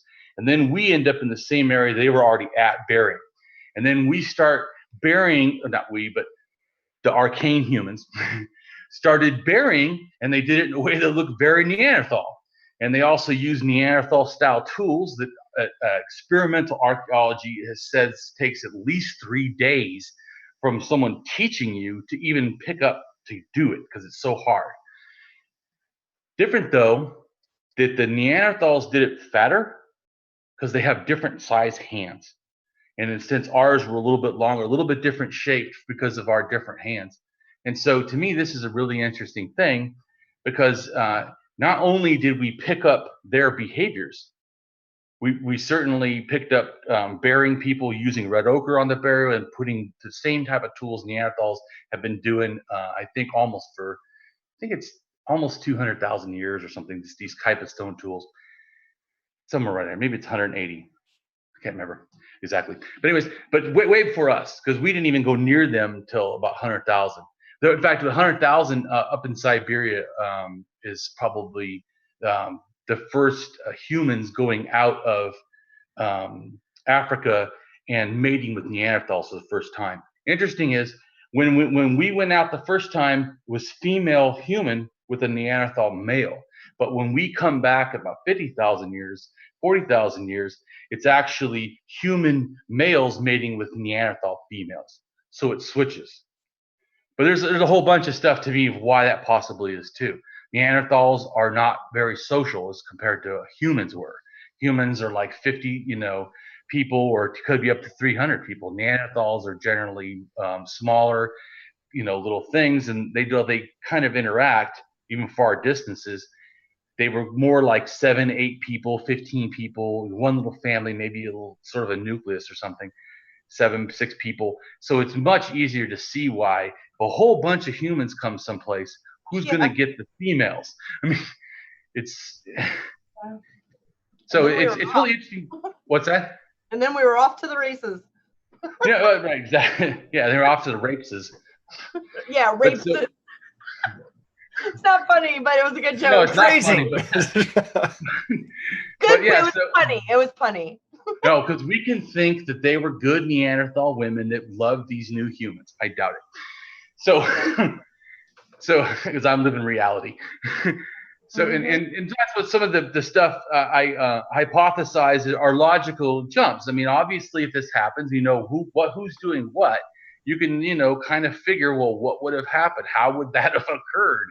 And when you realize these are just fellow humans, or type of human, you can go, okay, then they probably acted a lot like us. Although we've changed a few times in our brain from 300,000 to 100,000, to basically 10,000 years ago. But after 10,000 years, all of us are, in a sense, sort of the same. But about the religion, so once we start burying, then those people, it starts getting cold. They're a cold front, and the people that were there in Israel went back to Africa. Not all of them. Some of them were obviously buried, and some probably went more north or went to Asia. But a lot of them came back. So they come back to probably Eastern Africa, Northeast Africa, whatever over there. And then from there, though, everybody by 75,000 in Africa, all humans, in a sense, that live today, our ancestors all went to South Africa. This is very important because about 75 to 70,000 years ago, you get a burial that looks like the one way up in Israel. Right. The burial of a kid with like Neanderthal. It is they have red ochre on it, and it's buried with a conch shell, and it's buried with other like trinkets. So it must have had like a necklace or something else when it was buried. And you also have the emergence of the first documented worship, 70,000 to 75,000-year-old stone snake in a cave. Wow, that's great. And so they actually were burning. They would bring stone tools from far around, all different kinds of stone too, and they would be perfectly made. And they would burn them under the snake. So they would do a sacrifice, which we definitely, still see people in a sense sacrificing for what they believe today. It's it's a very old animistic belief, I believe. And so everybody there, say over to even Australia, they start with this African type animism that they kind of picked up from the Neanderthals to me, which, like I said, I know they buried it. I just think that how else were they to get in these ideas? They go to the same place someone else is doing something, and all of a sudden you come back and you look like them? I don't know. How is that not they taught you in some way? But so also you have over in Australia, the first earliest burials in Australia look exactly like the ones in Africa. How the heck is it there? So it helped me understand, these are at 40-something thousand. So it helped me understand that, if you look at that, that these are, so when they came over, they just didn't come and then later they made religion. They did later make religions, but they started with this stuff already. It already had been a sense but if you think about it, we think of today as religion and culture separate. Back then, stop thinking that. There is no such thing. Just like to an animist, because I've watched a lot of stuff on how they are, because it's important for me to understand. I don't want to straw man them. I want to know what do they kind of think or believe. And so I've watched things of animists and totemists out in their environment. And it's so funny that how they see the world, there's no such thing, an animist, as sacred and profane. Everything's sacred. Mm-hmm. It sounds a lot like when people say I'm spiritual, not religious, man. Yeah. When they God is love, man. Everything's alive, and you just work with everything, and God is energy. In a sense. I mean, there's. I'm making fun about it, but in a sense, I think I probably have said, meaning it like I knew what the hell I was talking about, that God is energy in my life. Yeah, I'm positive. That's why I'm laughing at myself. That's fine. So animism does this, but one thing that I realized too by understanding animists is because they see nature as such a part of a balance. Mm-hmm. They're not really about evil the way that later religions are about evil. To them, evil is like, in a sense, that is a weird concept, because there's the good things that happen and bad things that happen, and you just kind of try to do the right thing so you don't have any like negative energy or negative spirits or whatever. So, but what's really interesting is that to them, their level of respect for nature is super high, just like in how they relate to it. Like there's a video that shows three animists in Africa, right, with like almost no clothes on and like just a pole, walking up to lions in the wild lions that had just killed an animal, and they go and they steal its food. I mean, it's the most shockingly bizarre, and I couldn't even imagine it. And it makes the guy that plays with alligators look like he's, just a beginner. I mean, you go up to three lions and go to take their food. You're braver than me. I wouldn't do that. You're one tough son of a bitch. Yeah. But if you notice what they do, they've said these lions kind of know, because they get them when they're younger. But they also, it's how they take the food. They walk up slowly. They don't threaten it, do anything, don't throw anything at it. They just kind of like say, we're going to come. The lions leave. They take like a leg, leave the rest. And the guy says, why don't you take it all? They left. And he goes, because I want to take it again tomorrow. And the day after that, the day after that, and the day after that. They know that I will leave them their food. I only take some. He goes, and I was just like, that reminds me when people say animists or religion started because of fear of lightning. I'm like, you've never met an animist or seen something about animist, because I'm telling you, that is wrong. If animism is, which I do think most anthropologies and archaeologists kind of agree that animism is the first sort of religion, then it can't be because of that. I do think it was fear of death, because that has to do with spirits. The belief of death is a belief in afterlife, and also that goes to the ancestor worship of that if everyone dies and they're still alive, that they are could either help or hurt me. And so I in a sense, worshiping the ancestors is basically showing them respect. Don't hurt me, or make sure if you can't talk to the bad people up there on my behalf. Right. And it's just different. It's still wrong. I mean, at least their ancestors did exist.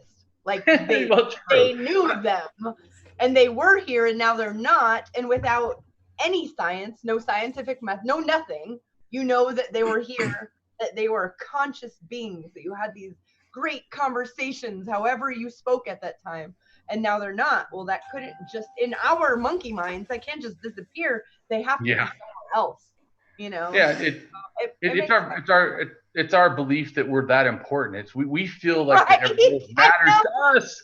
But the world matters to me. Yeah. There has to be that I have a purpose because I matter to me. Well, duh, you matter to you. That's what the dog thinks. So does they whatever purpose you want. Whatever purpose you want. Right. Massive universe. Well, let me try to. I've been doing it too slow. Let me go a little fast. Try to go a little faster. So then at about 43,000 to almost 50,000, you have this new thing where they're making a naked female figure that hangs around the neck or hangs somewhere, because there's no head and the head is a hole where you could hang it on something. So they start, and there's two of them carved, almost the same exact thing.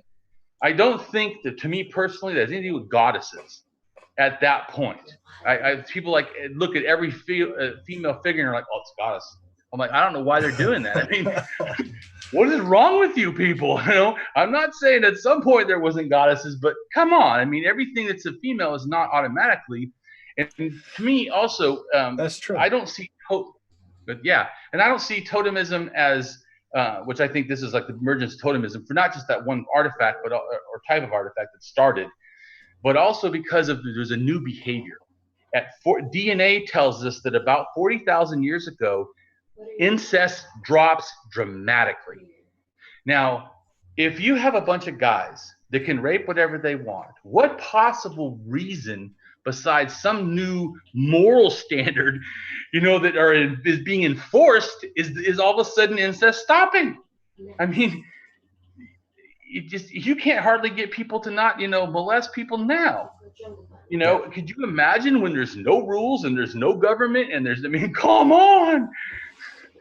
So it tells me that by 40,000 years ago, that I think it's 50, where there's totemism, because totemism has a sacred and profane, something that the animists don't think.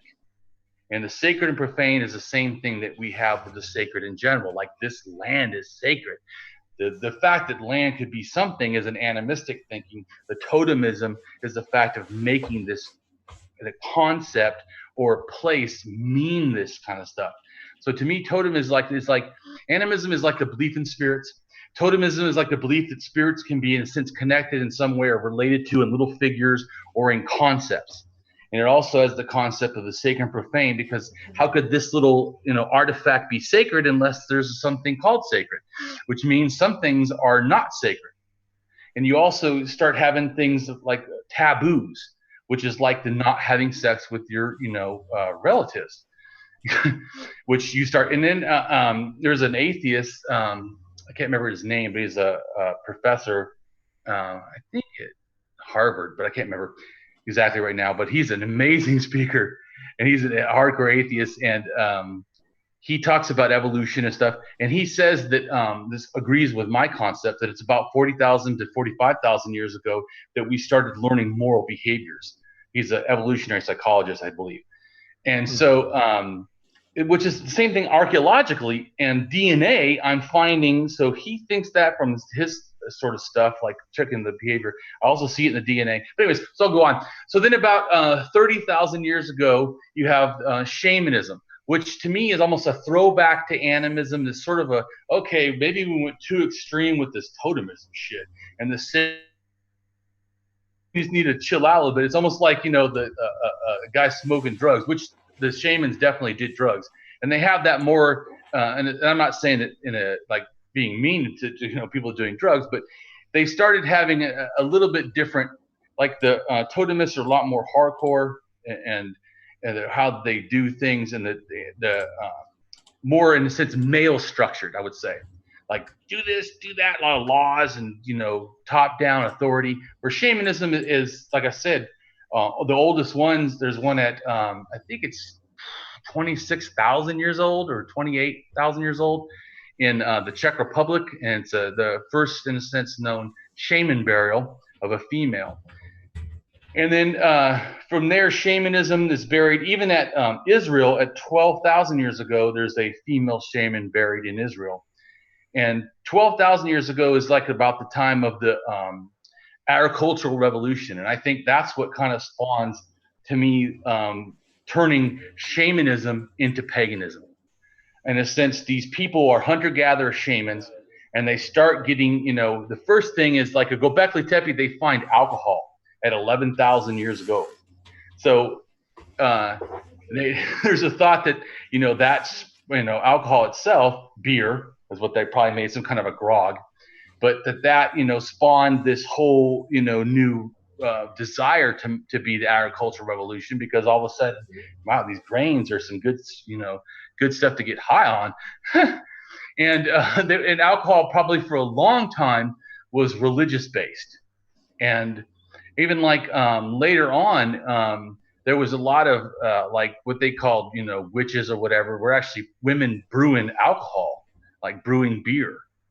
And it's really interesting to me, like I said, going to be about the sexism, but how much different religion before a certain time even approach women. Because like if you get before with the city-states about 5,000 years ago, you get the fact that the city-states are basically justifying their religion authority or their kingship authority on a goddess.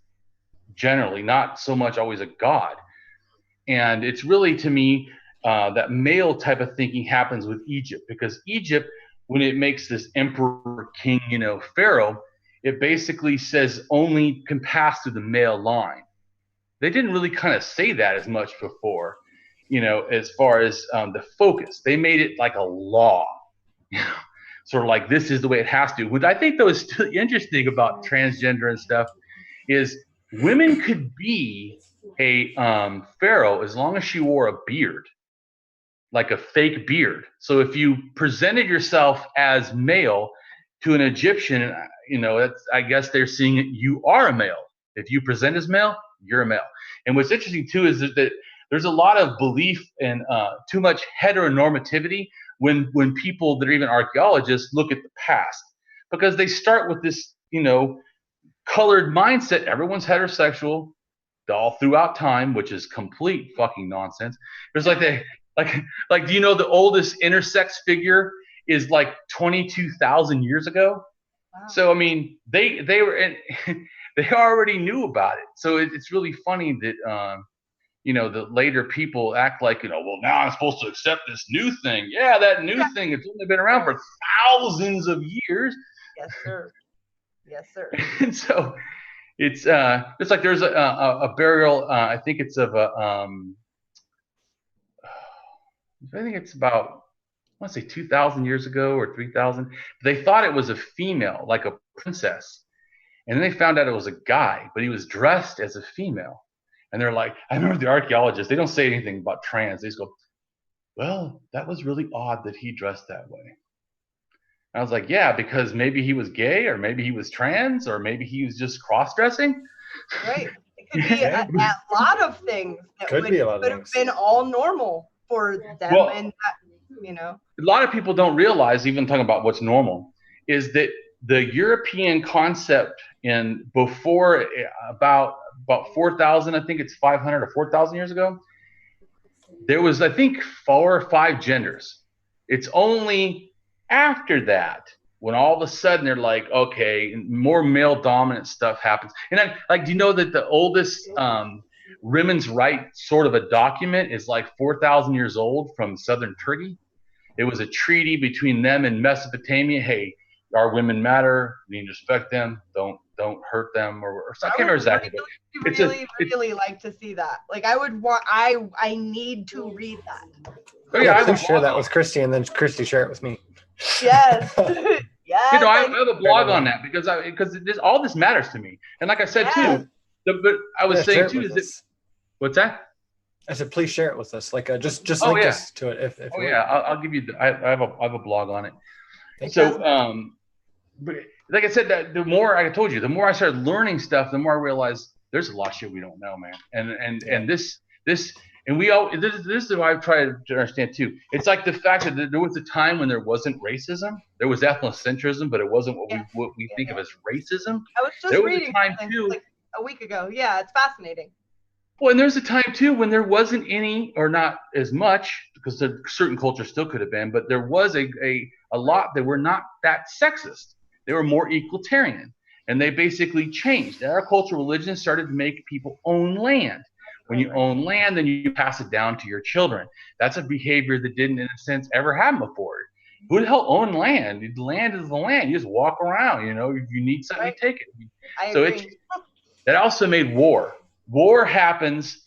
The first sign of war is about 13,000 years ago in Africa. It's probably a fight over water, but they murdered these whole 7 people or something like that. I think it's that many. But then you have another really war in the Middle East starts about 10,000 years ago. And the saddest thing really is that it's almost 5,000 years that we've had nonstop war somewhere in the world.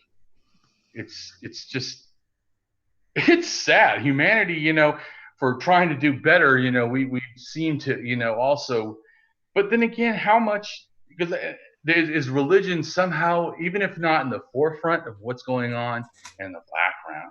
Because in a sense, to me, it's this religious or concept of sacred. Like people think about now, like, this is my country. And somehow, just like remind me, I went to Mexico, right? I was living in California, and I went down to Mexico to help out in an orphanage down there because they're fucking in need.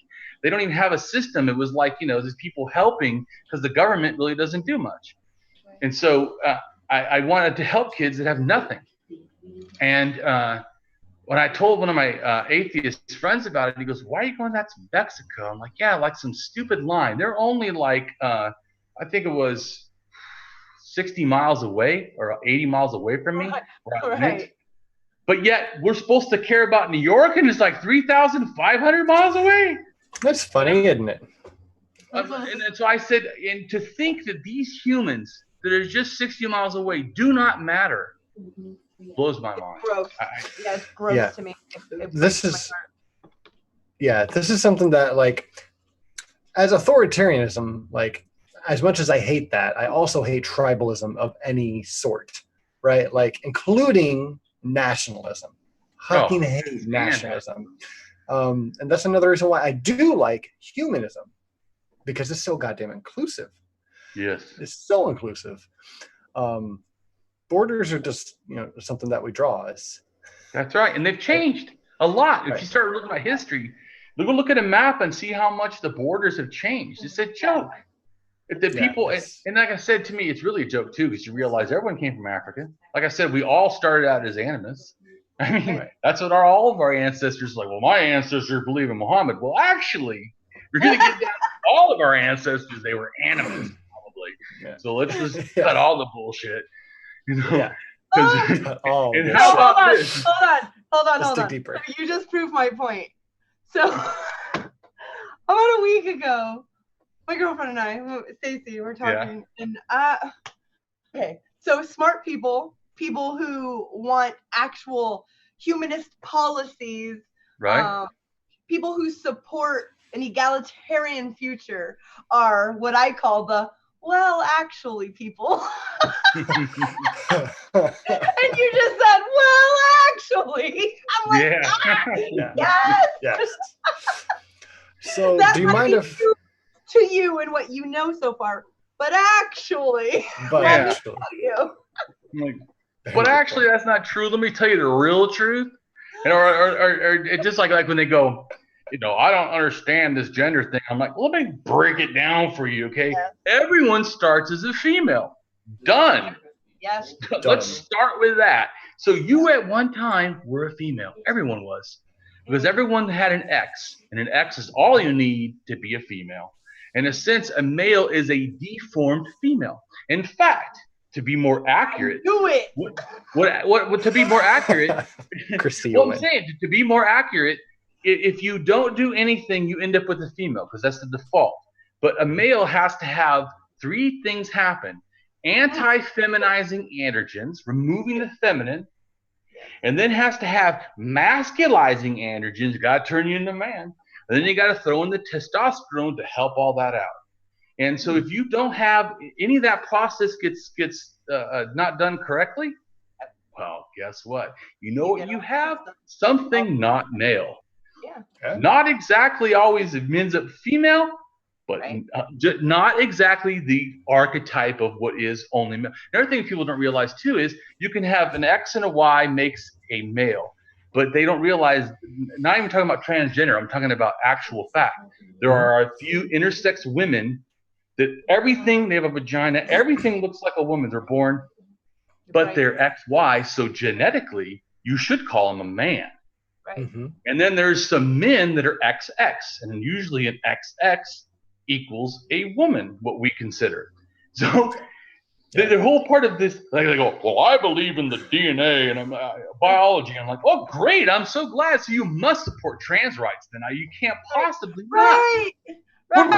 So infuriating because they won't even concede to facts that this happens to biology and horses and cows and pigs and fish and humans. It happens when things grow. It's what happens. Some flowers grow with weird stuff. So if that happens, why can't you admit that can happen inside here too? Yeah, well, because but I think what I just said about the board. Yeah, it is. It is a lot of fear. It's a lot of fear because I don't want to have to accept something I don't like. I don't want to have understand. It's different. I don't like it. Yeah, it's like I don't want to do that. Well, there's a lot of things I don't want to do that people do. I mean, some people enjoy being a human toilet. Yeah, I've seen that, and boy, I don't want nothing to do with it. I don't want nothing to do with it. That's not my thing. But you know what? If someone likes that, that's their thing.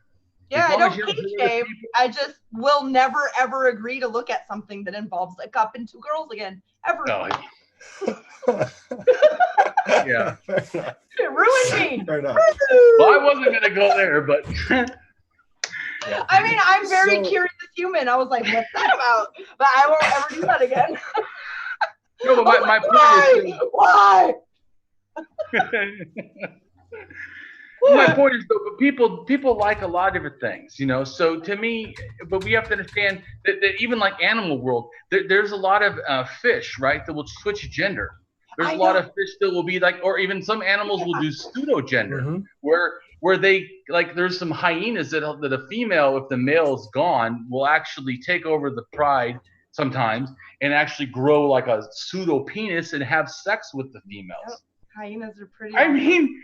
There's a whole bunch of stuff like that. There's some I think some snakes that actually whoever gets to the hole first, you know, the gender is decided. I mean, there's animals that when it's warm, when they're you know going to hatch, that you know I think that they have ones that they change, you know, gender. This whole idea that it's so fixed and is also we think humans. All humans, once they're born, that's it. Well, that's not actually true. In fact, there's an intersex condition. Well, actually, not true. There is an intersex condition where actually you can be born, and I think it's about teenagers that I think the boys turn mainly to females. When they go into puberty, I think it is. And it happens, I think it's in India, and I think Turkey, and somewhere else. I can't remember. There's some sort of a genetic probably reason. But still, my point is, it happens. I mean, somebody is one gender and then biologically changes to the other gender. You know, and so But our system of thinking this, limit, to me still goes back to sexism, because it goes back to that I'm only going to accept male and female. I'm only going to accept, heterosexual. I'm only going to accept. It's all this stuff that's going on that, It's cruel. But to me, it's got this religious component. Absolutely. Religion becomes part of culture, that if we don't understand it, we don't like it, and so it's this way of controlling. And you think, what's better to make someone feel guilty all the time? Make them hate something that they really love. Make them hate, not like or feel bad about something that they enjoy doing. I mean, what better way to control people? And sex was not something that's added just by Christians. Right. Sex was a part of religion. Like I was saying about the kings in Babylon, they would a lot of times say that they're married to the queen, or in a sense, the queen to them would be like the goddess. But who they have sex with is a whole bunch of real women that supposedly the goddess is embodying or whatever. And in fact, I think they have a ritual of sex to actually marry and then become the king, sort of by having sex with a woman. That's just a bunch of crazy town. Well, yeah, and then people, like, I think it's. It sounds like a better system than we have now. Come on. Sounds funner, but it does. I remember when I was a kid in California. There was a chick on the news that was had a Church of the Most High Goddess, and she said everyone has to lick me, male or female, to be part of the church. And then you have sex and you give a cum offering. I was like, as a kid, I'm like, oh my God, I'm signing up for that fucking church. What? You know what I love the most in this world? Getting licked and screwed. How can I make a religion out of that happening to me? Right? Is that? I was like, what the? Dude, I need to start a religion. Yeah. But I'm saying, so I'm just making a comment that our concepts that, religion and sex and a battle is nothing new. And in fact, just like people don't understand too, Africans also would cut the foreskin of the penis before the Jews did it. I mean, it's not like they have this exclusive thing that they were the only ones that did it. And but a lot of the places in Canaan and where the Jews, Israel and stuff, basically had influence from the Egyptians. So, they have a lot of these similar, just like how Christianity picks up paganism things, the Jews, in a sense, are picking up stuff from the people around them. And what's interesting, too, is I've heard an African explain why the female lips are cut, why or the clitoris is cut, and why that the penis foreskin is cut. What the explanation from the African, I'm not saying everyone thought this, but it gives me like an anthropological idea of maybe where this concept started. They think that, in a sense, when you go into puberty, you need to cut the male part off the female, and then you cut the foreskin on the male, you're basically cutting the female part on the male. So they think that you're turning the half male into a full male and turning the half woman into a full woman, or whatever, in a sense. They're nonsense. I don't agree with this, but I'm just saying that why they do the cutting, why the genitals, right, to make them not, male or female, to make them more their actual gender or whatever.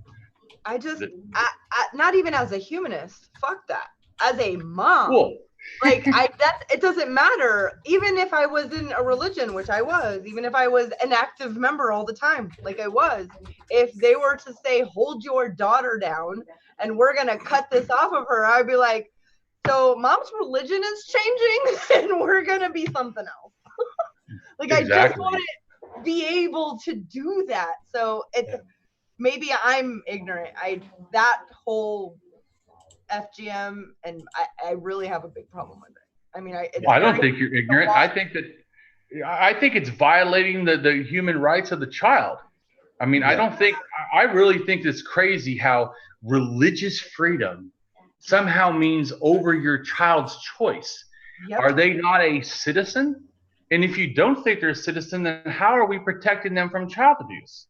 Right. I mean, we do have anti-child abuse laws, so a parent doesn't own a child. So how exactly are the parents, in a sense, religious freedom becoming the child's religious oppression. No, it's just odd. If you support religious freedom, good. Let your child choose freely. Stop forcing them. Yes. You know, I just I agree. I agree with the Freedom from Religion Foundation. I'm a proud member. Yes, so am I. I went to their convention. Member. Yes, Nice. I think that they do more good. When I try to explain to someone who has no idea, well, what's that? I've never heard of it. Mostly theists, mostly all Americans too. I have to explain to them, you know, our Constitution and the separation of church and law, and that the only nonprofit group that their sole purpose is to protect that part of our Constitution is, I mean, there's others, but this particular Freedom from Religion Foundation, they don't do it for a profit. They don't do it for a name. They do it because they definitely 100% would die for this protection. They would put their lives on the line for this protection, to separate church and state, because we do not want a theocracy. And it's hyperbolic and scary, but it's true. Religions have been known to contemporarily take over governments and rule with, you know, an iron fist. So when I tell people that, I always get like, even if they're religion, wow, do you have it in any information? Because they were like, I'm like, well, you're Catholic, right? Right. Do you want Southern Baptists to take over the government? Hell no. Right. That's why we need freedom from religion. Do you want Jehovah's Witnesses to take over? No. Do you want Mormons? Hell no. You know, so, right. We don't want any particular religion taking over our government. We need it to stay secular. I think that.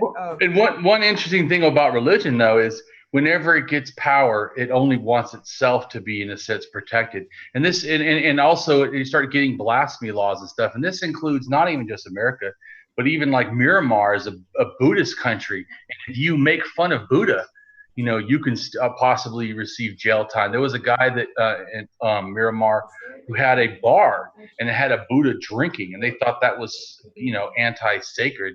You know, they had violated this thing of what Buddha is supposed to be, and so they put him in jail. You know, and it's just absolute nonsense. It's like whenever a religion gets power in government, then they start oppressing people, because then, you know, you can't accept you talking bad about what we believe. Yeah. So this is a good time to segue over to our last topic, which we've kind of dabbled in just a little bit. We usually end the stream around 12:30 at the latest, but we'll probably push a little further. Nacho, let us know if you need to book. Yeah, if you're like, oh my God, you guys are so boring. Or if you have something else to do, please let us know, Nacho. Yeah. So the next thing is just humanism in politics. Yeah. So I want to start by just, where do you think your politics lie? Because I would imagine you use humanist principles to decide what you think about policies, as Christy and I do. Well, I would say more accurately, I'm an axiologist. I'm an axiological atheist, which is a value theorist. And the value theory generally focuses on what's good, what's just, what's beneficial, what's truth, what's accurate. It can be used in a sense it's an evaluative type of philosophy, and then it's also a social science when it's done formally with math. I'm not very good at calculus, or math, so that's not I'm more of a thinker. And so that's just never been my thing. But the evaluating and axiology looks at things not like black and white. It looks at like a little more depth. It sees things as having different levels of value in a sense. There's intrinsic value, something into itself. There's an extrinsic value, like what you could produce. And then there's systemic value, like what you can produce or do through time, or its effect through time. In other words, like someone could say, well, I can, do this to you, hit you right now. And for the moment, it's going to hurt, right? But there's more than that, because now you're going to be fearful of being hit. Maybe not even just by me, maybe by everybody that comes to you too fast or whatever. So the in a sense, long-term effect of what I just did is actually larger than just the pain you received that could have gone away in a shorter period of time. It's actually psychologically done something. So it's a way of evaluating like what's going on at a deeper level, not just what's happening at the moment, but what also is happening through time. And that's why I think that some people have a hard time. We have a hard time of thinking of not just now, the past, but also the future, and getting those confused. We need to be focused. And you said like humanism. What I start as a value theorist. So I start with the concept of good and value. And like I said before, to me, I see that people are valued in the sense of being dignity beings. But dignity beings, to me, that concept is not limited to just human. To me, anything that can experience suffering, in a sense, gives us a moral duty to then not, if we can, produce that. So that's, in a sense, I would say axiology, is a type of humanist thinking, because it's focusing on the good and it's figuring out what is good and what is not good, and tries to say that then we should multiply that which is good. And axiology immediately, though, gets into all kinds of things, including religion, like me being a axiological atheist, which you can be an axiological theist, an axiological agnostic, and an axiological atheist. Just real quick, I'll just explain those, but I'll do it quick. Yeah, go for it. Because I can talk a lot, so especially about axiology, which I really like. You're good. So we're gonna have to have you back on to keep you going. Though. Yeah, explain that. We're gonna have to do it sometime soon. Yeah, no problem. Can we need to have you back on like a continuum? Yeah, no problem. So much, then we can just go into little parts of your brain and visit it. True. So I know it's like I have a card, right, that I give out to people, and they look at it, and I have like 20 things listed, and they're like, "What the hell?" And I go, "Yeah, but if you don't read all that, you don't know. I support child rights. I support LGBT rights. I want you to know that. That is something that I do. I actively do activism. I actively, care about science. I actively care about progressive values and liberalism, and I actively, promote, these kind of things. I want you to know. So because it matters. I realize they have value. Those words have value, the concepts. I realize that we have to transmit them, because these valuable things don't transmit to others unless we express its value. And since I understand how to analyze value and help others grasp the qualities, that they can see it themselves. And to me, so this sort of an axiology always, in a sense, to me also relates to politics, because it's kind of it doesn't limit itself. It's like a way of just evaluating everything around. It's almost like the Matrix, where like all of a sudden you get it. Oh wow, there's numbers are everywhere, and there's these values everywhere. So you start realizing, wow, my whole world, I have to be more careful, because there's other people out there. That's like this one person to me. The argument of like solipsism is, in a sense, to me, overcome by axiology, because solipsism says I don't know, or not solipsism. Solipsism. No. Right. But anyways, the belief that we can't know anything past our own mind, the world could be imaginary, but it leads to, in a sense, either axiology or nihilism. Nihilism is the belief there isn't any value. We can't know value. Value cannot be transmitted, in a sense, or in a sense, any value that is transmitted only is subjective to the person and doesn't really have any transmitted value. I disagree with all that, because it depends on what you're talking about. We're a social species. We value all kinds of things. Even animals have to use axiology, in a sense, value structures of what's better. Like, this area is dangerous. I shouldn't go there. This food, seems to not upset my stomach. I'll keep eating that. I mean, you have to start. So it's not like it's something that you have to even be a human, with a lot of logic to get. It's really understanding the more fine tune of your environment, of your things. So how could it not be political in a sense?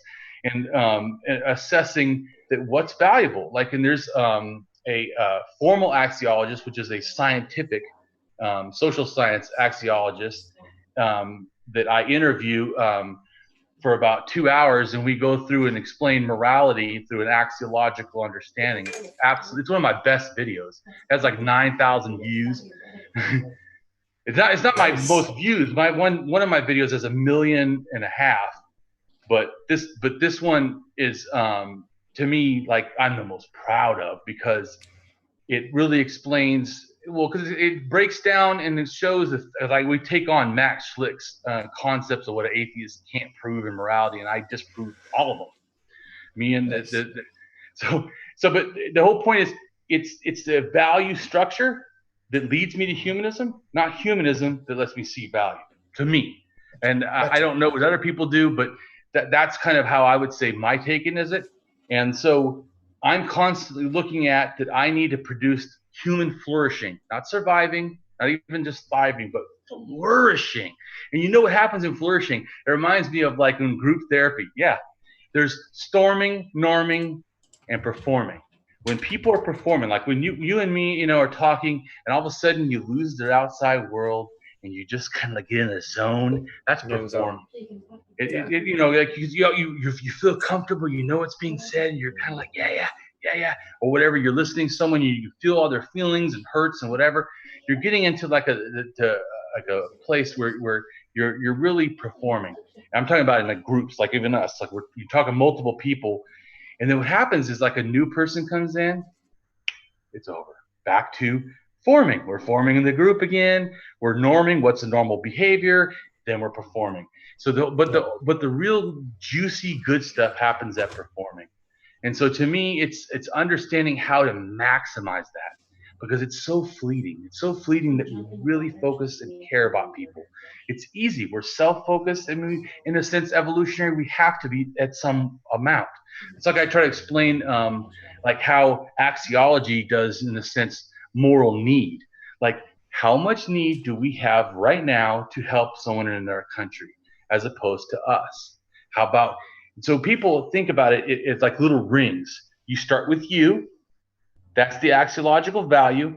Then your family, then your immediate friends, then your, say your immediate town, people then your city, then your state, then your country. That's, we like do these layers. So what's different is, like, say if someone's a police officer, all of a sudden they have to care about more people in the environment, right? So what happens is their ring of what's friends expands to the city, or expands to the state, and military expands that to, in a sense, our country. And so nothing is changed. Axiological, you're just expanded where who I need to die for is, or who I need to fight to protect, or who matters to me that I would risk myself. But in a sense, like this one guy tried to tell me, oh, well, your morality doesn't work once you start having different things. What about this and this? And I'm like, yeah, that's actually the same thing if you understood how I see morality. And so another thing, too, I want to talk about morality, which leads to what is a good human behavior, is that, to me, morality is like a general construct. And then inside morality, you have values that lead to why you think something is moral. It starts at values. You change your values, you change your life. I changed from a Republican, gay-hating, probably semi-sexist, Christian. And then as soon as I became an atheist and I didn't have that driving force of why I'm supposed to think this way, and I allowed myself to be open, all of a sudden I was gay supporting. I was, I was trying very hard to be unsexist, and I was starting to really, so it really changed for me. So you change your values, it really changes how you start structuring and seeing things. But this is important. Since we have control about what we value, this makes it very important. Part of morality, that we need to check our values, because our values lead to what we then think is what's moral and not moral. And so, but also there's a difference between morals and ethics.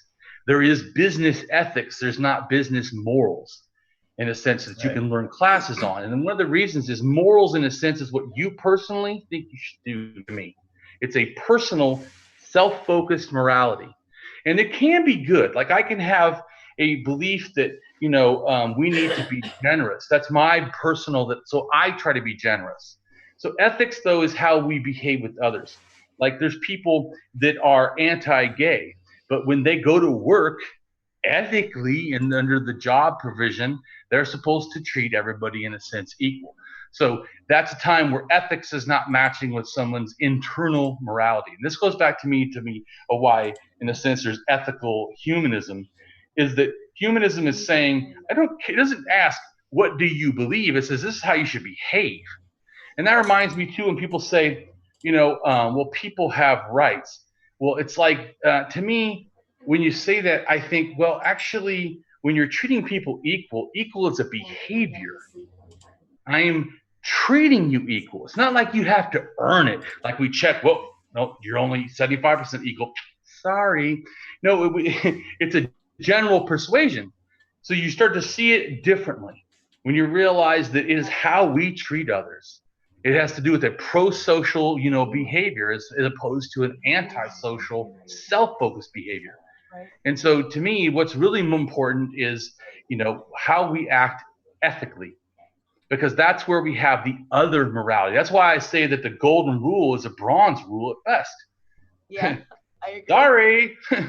They're like, oh, well, you have to. This one guy told me, oh, well, you have to acknowledge the golden rule. I said, yeah. Let's see.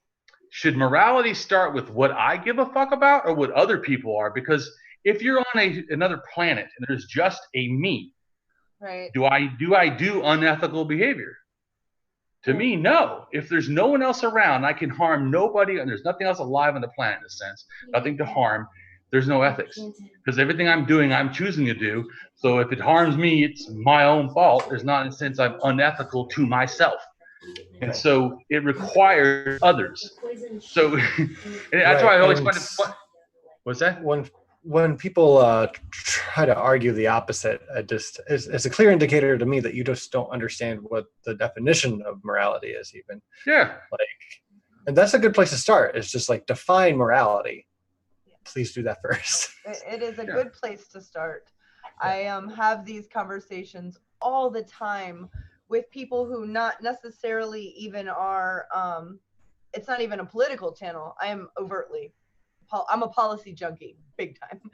But I did just this week, I was on Steve McRae's channel on a show that he does on the weekends called Capping Corner to talk about a straw man that was built up by a person of what secular humanism is to them, so that then they can tear that apart. She was equating it to, which is not necessarily her fault, because she did get it off the secularhumanism.org or whatever, which they equate secular humanism to anti-theism. And that's not necessarily true, because now you just took people who really aren't educated or informed in any of this, but they don't like the way that looks or feels because their mother's a theist or their grandmother's a theist. Well, that's not me. I really don't like that. But how I have these conversations all the time, I'm always talking about humanism is the answer to me and for anyone, no matter what their belief systems are, because you want, even if you are, let's say you're a selfish venture capitalist, you still want your wife to be taken care of, your children to be taken care of, your great-grandchildren, your mother and father. So let's imagine you being in each one of these houses where those families are yours. You want the same thing. I was told by this particular person who built up the straw man of secular humanism that we can't have humanistic policies like healthcare for all or education for all, because we're not all white here. I just can't. And I didn't call her a racist because I don't know her that well. I said people who say we can't have nice things because we're not all white or we're not all homogenous, whatever, we all, purple, it doesn't matter. You're saying because you're not like this, you're different. You are ruining it for us. It makes my blood boil, because that's the opposite of humanism. I'm saying that you're wrong. And so and it's hard for me because I don't have you keep this nice, cool, calm. When I hear stuff like that, immediately I'm at a different level. I'm just I'm sorry, you're wrong, and let me count the ways. And I know I do need to learn how to. So, and did you watch my 3 videos about how to do my style? I'm on number 2 right now. Yeah, I actually have scars in my hands. I'm a very violent person by nature. No, I'm aggressive as fuck. When I was kicked out of high school. No, I'm serious. I'm not even joking. I was kicked out of high school for cutting a kid 13 inches across the chest. I'm not a fucking normal person that would be kind. So I tell people, but that actually shows that if I can do it, Yeah, It can true. be done by anybody. And like I said, to me, it goes back to the same thing I said about transgender and the same thing I say about doing people with religion, passion. It takes me, it's the effort on my part. When people are ignorant, it takes me wanting to help them. I'm not saying I can help everybody. I don't like fucking racists. They piss me off. I don't like people going on and on about their sexist bullshit. Your fucking male ego does not matter to me. Go fuck. Yeah, it really bothers me too. But but what I don't do, I don't attack them. I don't say you are a piece of shit. Absolutely. Even if I just go, I think I'm gonna have to block you. I won't accept that. And I try to do too is what I teach in my thing in the video about doing dignity attacks. So to me, dignity attacks are ways of motivating behavior. So like you'll say something, like racist, and I'll say, you know what, people of character, don't do racist things because they realize that we should all care, even if we don't understand or if we think people are different. Yeah, a lot of things are different. People in families are different, so but you're making them, say, or I as say, like if someone says something to me, like they attack me for something, I challenge the character of the behavior. I go, you're not being intellectually honest by saying that. I'll say, or like I'll say, like I just did a video with this woman who says she's a psychic and talks to God and, spoke to me supposedly from God. And I challenge her throughout the whole thing. And I do it, though, in a way that she left happy, but yet felt extremely challenged. But the one time she got mad, it was because she said, I tried to explain. She said, well, I know that I don't do, anything weird because, I talk to people on the phone, so there's no way it can be cold reading. And I went, yeah, that's not true. Right. I go, in fact, let me demonstrate cold reading and show how you can do it over the phone. And so I did. It's basically, I think I'm getting from a dead relative, a J name or maybe a B name, maybe an M. And then person goes, well, I have a cousin who died named, Malik. Yes, Malik is talking to me. What the, you should have known that if Malik was talking to you. You know what I'm saying? I mean, you're fishing. Yep. And I said, that's what these people do is they fish. They throw out these things. And like I understanding psychology, I could do it pretty easily, make people think things if I wanted to, because you understand how people think and their biases and how we want to believe things. Like if you agree with someone, they generally want to, even if you end up not agreeing, like if you start like, you know what, I really like your point, but then basically turn around and show everything about their point was wrong. I hear that all the time. Well, but all they heard in a sense was, wow, they validated me. Yeah. So psychologically, in a sense, you can manipulate people by doing that. You start with something positive, like the Bible, it's like the carrot and the stick. Oh, well, if you just have the stick, people run. But if you have the carrot, hey, you're giving them something to, and we like to be appreciated. We have this deep, that's why that God stuff is so easy to manipulate. It is. And I have a theory on everything you just said, a theory that I think all the time. Why is it that the most un-Christian president we've ever had, as far as everything, is the most loved by the evangelicals? And my theory is just that. To be able to con people, you have to be a con artist who is better apt at conning people than a pastor or a priest. And I'm not saying that they're inherently bad. I do have my opinions about them, especially the mega church guys. However, all of them have to be able to read a room. They have to be able to read people. They have to be able to look out and be like, this is not working, and change it to something that gets them. This is something. He does. Right. And they do. And Trump is someone whoever the last person in the room with him was, that's going to be his opinion until he talks to the next person. So evangelicals being the group of people that are known to manipulate, that's what they do. They're the little, strings above him. That's my theory on it. I know I have nothing to back that up. I know that, but I feel it very strongly. Well, I would say that to me, it's simple. If you look at the Trump's policies, forget what he believes, as if that matters. His policies, he's the most, in a sense, reactionary, religious, or Christian, forget religious, Christian, in a sense, president and a politician that we've had that has the ability to reach so many. And to me, I don't think that he said, I think he said 2 Corinthians. I mean, who even said that? Yeah. 2 Corinthians is what I've always heard. Maybe he sounds like someone who's never picked up a Bible, and yet he's screaming.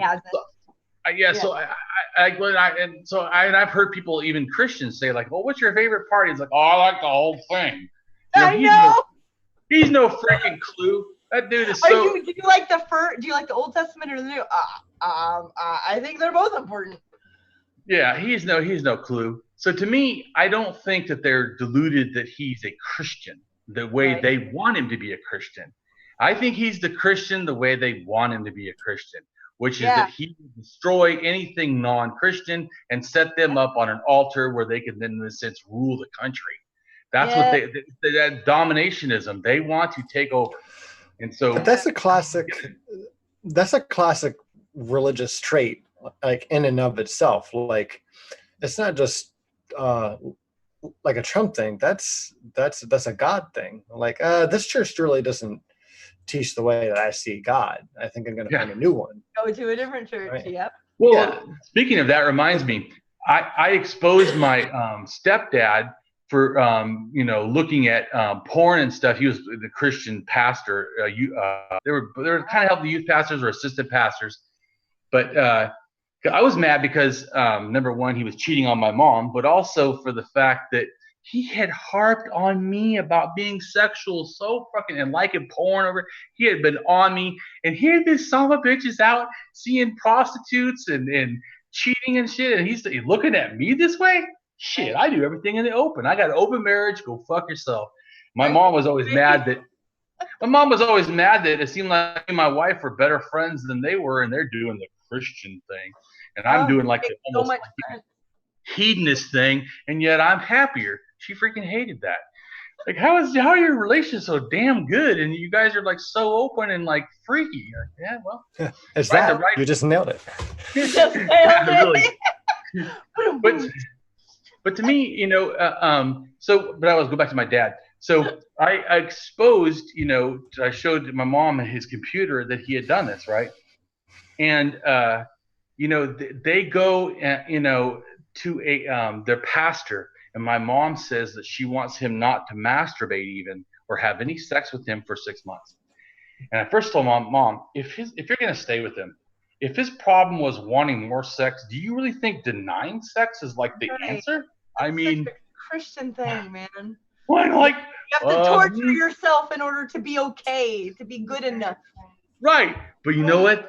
She went to the pastor of the church they had been to for a while, and the pastor told her start having sex with him. So guess what? They found a new church. Oh, gosh. And they found a new church. Something that like really boggles my mind is it's just not natural to like not have sex or not have any kind of sexual acts, right? Yeah. But they also harp on do things only like a natural way, or being gay isn't natural when it is. With a hole in it. It's just a hole. Yeah. That just in and of itself really makes me roll my eyes back to the back of my head. Yeah, it makes me giggle like a fourth grader. I can't. I can't. I'm like, what?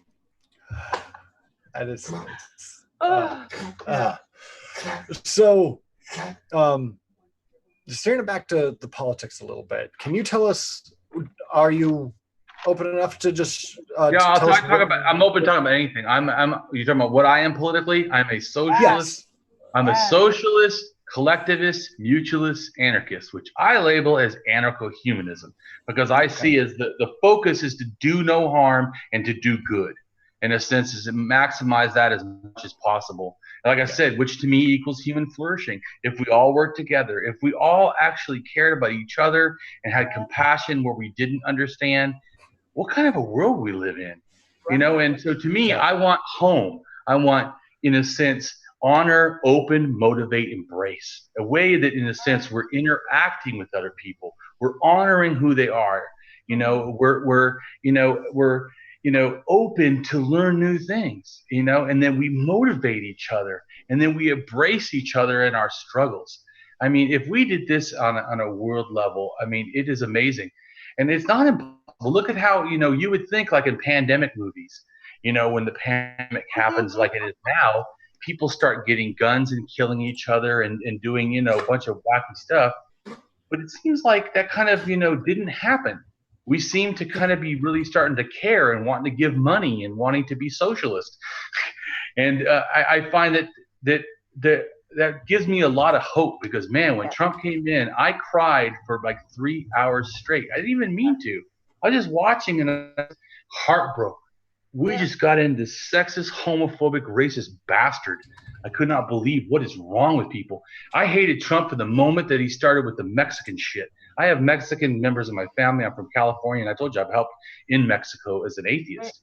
Right. And it just, man, like, fucking pissed and hurting. Oh my God, that are Mexican. I have friends and family. Just sets you on fire. Yes, it does. It broke my heart, man. I cried for America. What the fuck is wrong with you? Seriously. Yeah. I mean, I know I'm way more progressive and left than most people, but come on. Just human. I think the humanism does, when you have honest skepticism and a thirst for knowledge and education mixed with humanism, you follow the facts to where they lead you, and you change your mind and your opinion often when new facts arrive. So also, I find myself daily saying, I'm willing to fight for people I don't know. Where are those people? Being a part of LEAH showed me that we're here, we're out there. There's more than just me. So I think. Oh yeah.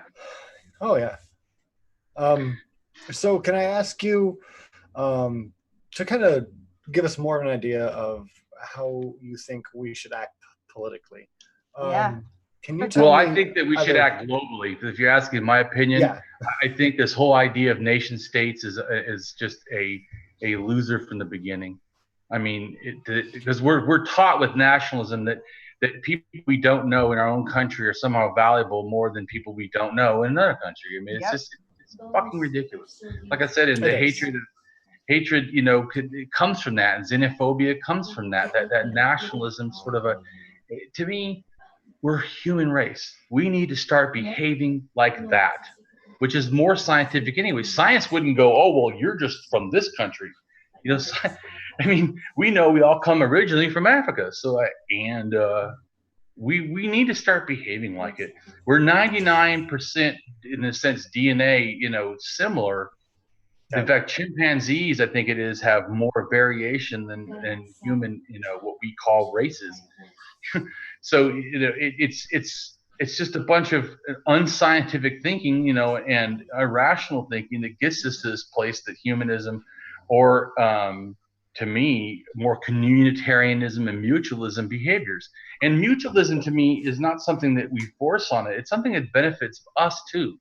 That we rise by helping each other. In fact, people a lot of times have this, because this capitalist, selfish, you know, mindset, that they start with this thing of that I've done everything myself. Oh, really? So you paid for the school that you went to? You know, you paid for, you know, the water system to be there. I mean, you know, it's like you built the house, you built the safety system of the paramedics and the You police. built your road? What's that? I said, you built your road? Yeah. So all of it individually with. When you were in your mom's womb, you were like, first world nation, please. I think that'll do. Well, that's, you know, there's a thing called the veil of ignorance, where written by, you know, the concept and was written by an atheist that only calls himself a non-theist.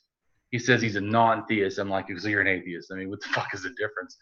I mean, coming up with it reminds me of the with words trying to not offend the religious. It's like, but anyways, he explains in that the concept of veil of ignorance is that you're going to, in a sense, go to a world and you don't know what race you're going to be. In a sense, you don't know if you're going to be a different gender. You don't know if you're going to be a different sexuality. You don't have any concept of what religion you're going to believe. You don't know, maybe none. You don't know. So you want as many rights for as many of those people as possible so that when you go there, you're good. You're going to protect you, in a sense, by protecting everybody because you don't know. You don't know who you are. And if you approach things like that, it's the same thing to me. Like I say, when I say some people are dignity beings, I realize that makes me have to care more about them. And people, often will have this concept, not everybody though, because we like the justification towards violence. Like some people will say, well, everybody, who touches a child should be killed. But if it's their own relative, do they still feel that? Not always. And they talk about, especially in religion, they talk about forgiveness, Well, my parent molested me. Well, you're supposed to forgive them, So then they're obviously not thinking that people should be stoned, or killed that are pedophiles. What we need, though, is a universal thing of care.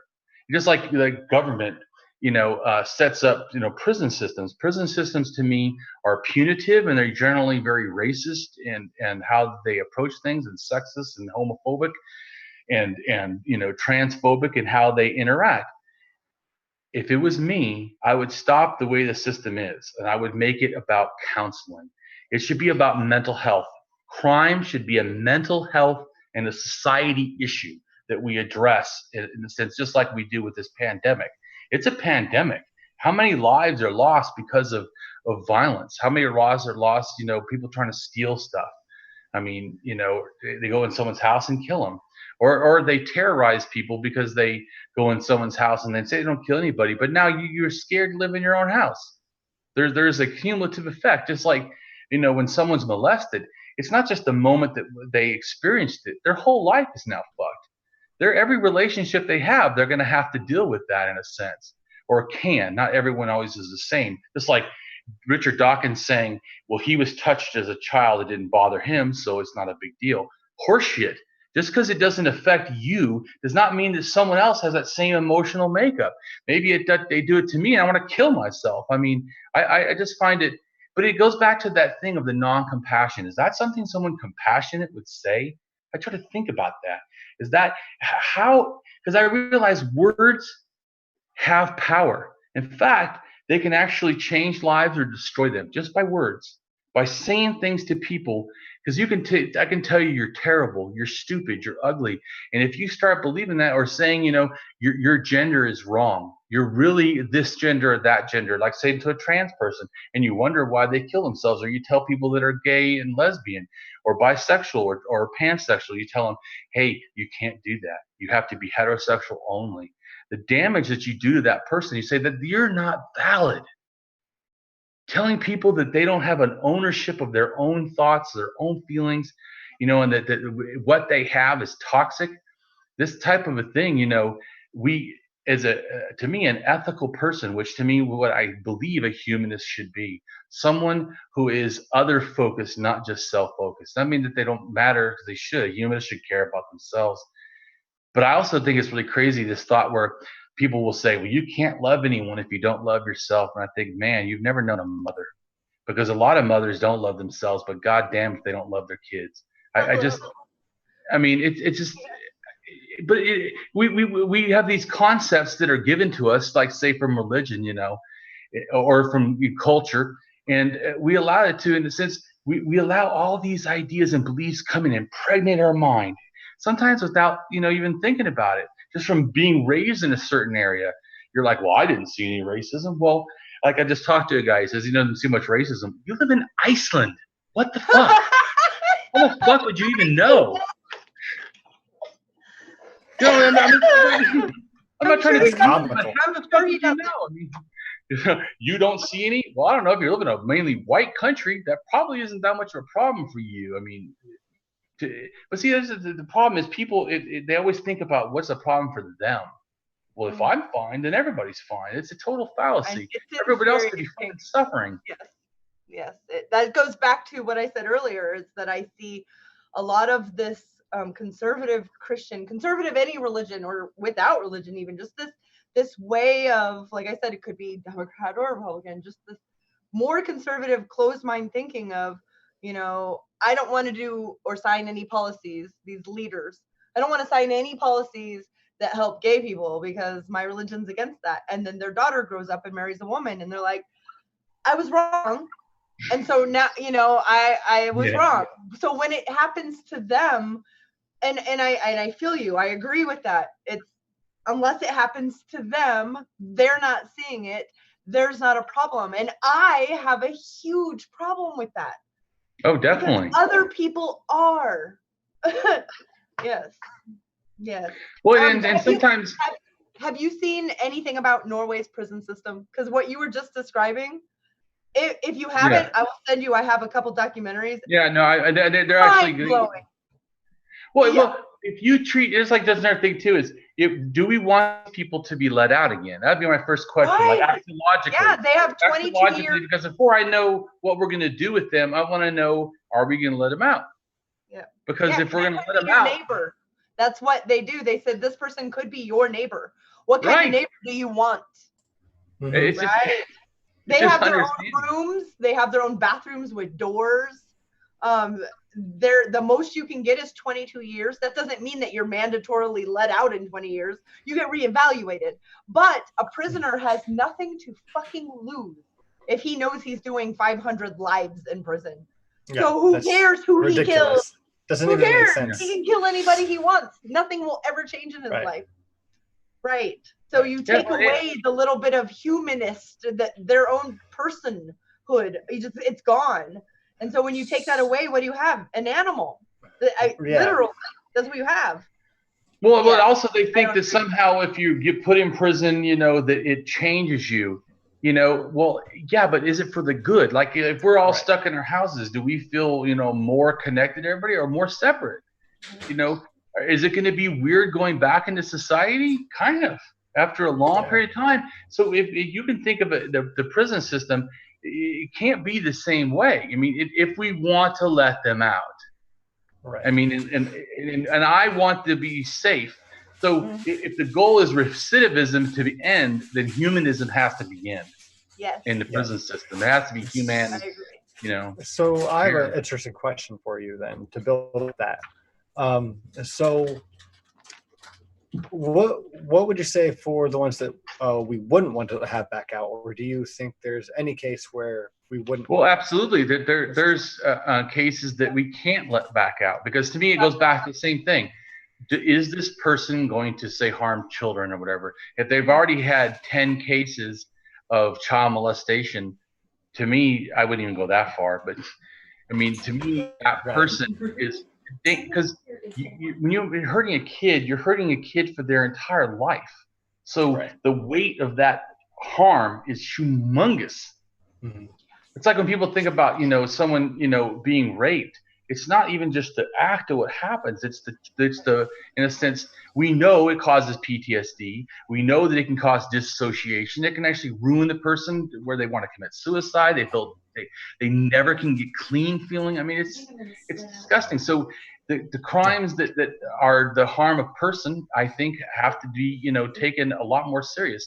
But once again, I think it should be counseling. I think we should be studying them. I think we should be figuring out what is wrong with them. It's just like the FBI did with serial killers. I think we need to understand this pandemic of, crime in a way that we should have always done it, which is more scientific about what is the psychology behind this? What is causing this? What is important? How can we fix this crime problem? Mm-hmm. And so to me, we have a habit of just going at it at a punishment standpoint instead of how do we fix it standpoint. And if we do have a how do we fix the standpoint, like people who go in and like interview people who have been convicted of. So one way I think we can crimes. solve that is give free counseling to children. Have free group counseling in school all the way through. I mean, we should be helping, the children individually if they want, and then in group. There's a lot of power when you bring other people, because you get solidarity and you start to feel. And also sometimes in group, what happens? Say I'll never talk about my feelings, which I do all the time. But let's just say I did. Well, there's people that don't. I don't know who those people are, but they're not me. But so I talk about shit. I just. But so because to me, what happens is in a group, you can never say something, but someone else will talk. That's why just in like atheism too, we need to explain things, because you'll hear someone explain and go, that is exactly how I feel. And then you actually can learn about yourself through others. Yeah, absolutely. And so I think that, and we should absolutely be teaching, like in sex classes, we should be teaching homosexuality, period. Agree. I mean, it's everything we know factually about sex should be taught factually to all humans.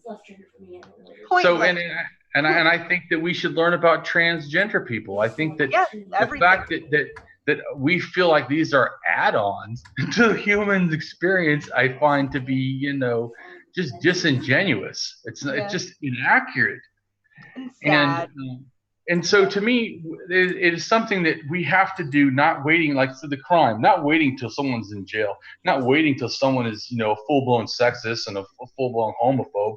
We need to try to get people as children, that's what the religious do. But the reason that we should be doing is to teach the truth, to teach the fact. These are not radical things. This is fucking science. This is a good psychology. This is not some, a far, an extremist or something, opinion. It's not an ideology. It's theirs education and knowledge. So it's like and knowledge can't be wrong. It's knowledge about something or a time in history. It's knowledge. You can say it didn't happen like that, but the facts and evidence we have show that it did. And I think for that to be what is at war in our country, and it is. Have you seen there's a documentary called The Revisionists?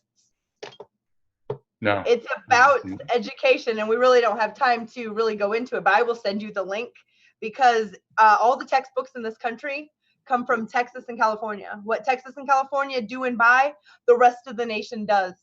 So think about that. In the Texas board where they vote, they were trying to put Moses in the history books because he is a historical fucking figure. Right. Yeah, that he helped the Constitution or whatever. Yes. He is the reason. Yes. Now you're understanding. Yeah, and they also I don't want to think about that, Christy. When you turn the page, when you start teaching evolutionary biology, there had to be a warning saying this is just a theory. Yeah, like they understand what a scientific theory. Right. They don't understand the difference between a capital and a lower T in science, because one means everything we know about this, and this is how we can explain it. Right. So the law is explained in a sense by a theory. So the theory already needed the law to be there, and thus the evidence to be there to come to the theory. But I've had Christians tell me that, well, it's just a theory and it hasn't become a law yet. So when it becomes a law, you let me know. I'm like, oh. But I can't even get mad at them, because it's not their fault that they're woefully ignorant. They're science illiterate, but many are. And they're science liars. And then people to me get it mixed up, because they'll say, well, they'll say science isn't about truth, and I'm like, well, I don't really understand what you're talking about. Right. Because are you saying the periodic table is not true? Are you saying that we live on a planet and we breathe oxygen is not true? Right. Are you saying that, people aren't, in a sense, born with a certain amount of limbs, and there's like a certain, thing that we understand of why that is? Like the fact we come from fish and evolution is true. I mean, it's just, what's hard for me is that, to me as an axiologist, the term true is a label, like God is a label. True is something we label on things, that we're trying to say that this is an accuracy to is either a logic in a sense, in some way, or an evidence. So reason or evidence. I don't know what else you could be talking about, because if it doesn't involve reason, it doesn't involve evidence, fuck is it? Wishful thinking, or is it just making shit up? It's like your opinion, man. Yeah. Oh, nice. But even your opinions, like, to me, I try to do what's called belief etiquette. I always try to have reasoned, in a sense, belief acquisitions, like what I allowed to come in that I start believing. But we do this without thinking. Belief is, our brain is like a belief, magnifying machine. We're like looking to believe things. We're out there. But if you think evolutionary, to understand our environment and to be able to focus and work well as a social species, you do kind of have to trust other people in the sense a little bit and be part of that group think so that you can, survive. So if they all say it's scary, there's a lion outside, you don't go outside and go, I need to see the lion for my damn self. Someone says, don't eat these mushrooms, fuckers have died. You don't go, well, I don't know if I'll die. Boom, got dead. Right. And if you did evolutionary, you would die off and thus not produce that ignorant, in a sense, gene that doesn't, in a sense, believe things. Yes, all of us alive right now evolved from humans that didn't eat that. Well, right. So what they did is they believed people. So when people said don't eat things, that we believed them. So belief is a natural process. I hear some atheists like, well, I don't believe anything. Well, that itself actually is a belief. You believe that you don't believe things. So I know. So the point is just logical fallacies. Yeah. So belief is, to say a better word, is acceptance in a sense. You're accepting this as an accuracy. You're accepting this as true in a sense. When you say I believe it, you're accepting that I think this is somehow relating to something. So it's really to understand then how we address beliefs. That's why I'm saying we try not to let anything in that doesn't have, in a sense, a reasoned, process. Then to me, we're going to believe things that are unreasoned, on accident. So we should go back to all of our beliefs and, in a sense, have a good belief maintenance, that we reassess. No, was that really good? Did I really have enough to support that? Is it still an accuracy? And even science does this. Science that constantly is looking, in a sense, almost to prove itself or to show something, more accuracy. And so a lot of times people go, well, science, is always wrong. No, science is constantly getting more and more accurate. That's a better way of looking at it, because we're constantly getting more of the gaps filled in. And so you get a better understanding of what's going on. But some things don't change. I mean, we do live on this earth, and all living things basically breathe oxygen. I mean, so even sponges, in a sense, have been shown, that if you put them in a container that's oxygen free, I think they die like in 20 days or something like that. But they actually, so that's not going to change ever. Not 30,000 years from now. That's not going to change. That it wasn't 30,000 years before. I mean, so there's certain things in science that, unless reality itself is not true, are true. And since we have no reason to think reality is not true, then there's all reason to accept that what we are able to demonstrate, observe, are true, to whatever that word can mean.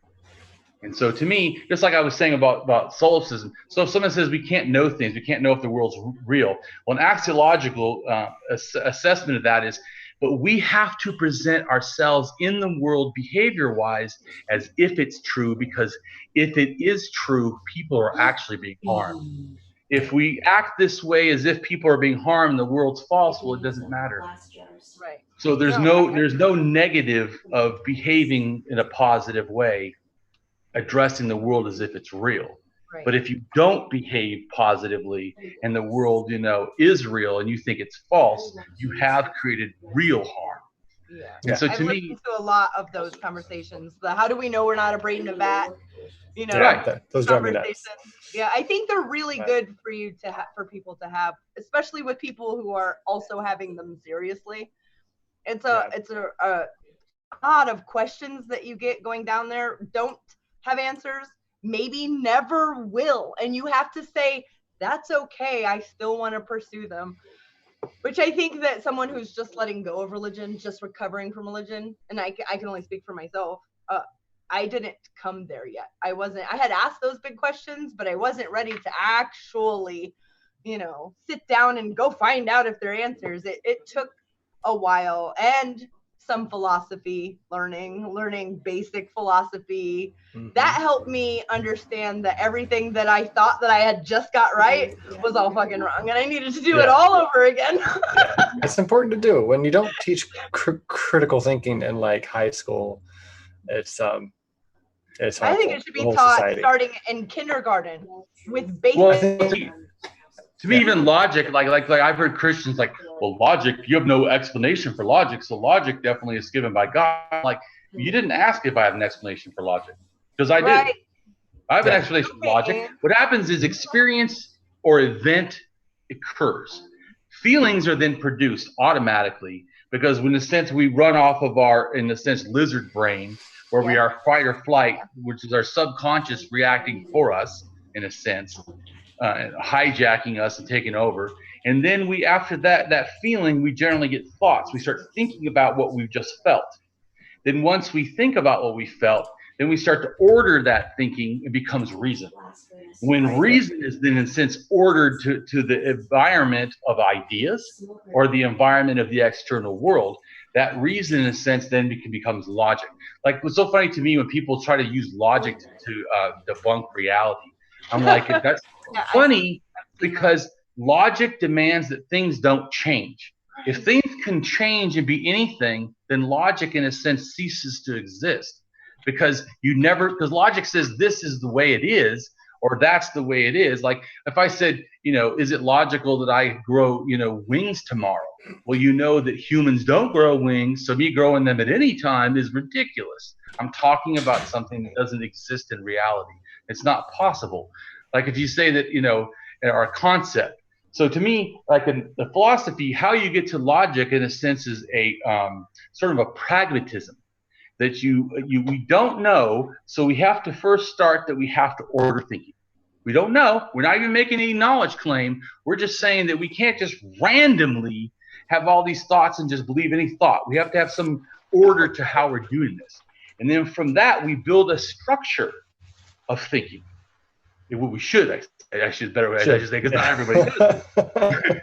This would be the highlight of how to do it. How's that? Right. So in a sense, we start ordering our thinking. This doesn't even have to do with beliefs yet. This has to do with how we're going to approach things, like the scientific method. It starts off with a standard. Right. Yeah. So in a sense, that's what we're doing intellectually. We start off with a standard, and we start looking at the world. And so then it has to, in a sense, have accuracy. Like, if you say, so the first thing to me, the philosophy of pragmatism is kind of like what starts, in a sense, the feed, reason of why you end up with logic. And then to me, logic addresses two different things. Like one is in a sense, there's the where you have, it's the I don't think what it's called. Because I was getting tired. I was trying to think. One is the correspondence theory of truth, which to me it relates to evidence. Okay. That types of evidence can't change. If a rock can only be a rock, like in logic, they have that a thing can only be a thing in a sense, and you can't have a scooted middle, so you can't have a middle thing. It has to be either is or it isn't. Right. So it's addressing how things have to be in a sense reality based. And so that's already accepting the presupposition that reality exists. Yes, it is. So and learning all those things is not easy. What you just described is like year one in philosophy. Year one. Yeah. You have to dedicate a year. And so if you don't have that, what you just spoke, they're like, why? Why is none of this matters in my everyday life? And none of it makes any sense. You're like, it matters in everything. Yes. Everything. Yeah. It's just a pity that we don't have an educational system that promotes it.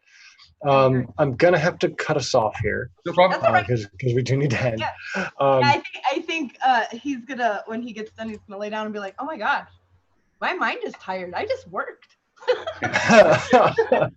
I like thinking. That's some people talk about meditating, and I do that in a sense with ideas sometimes.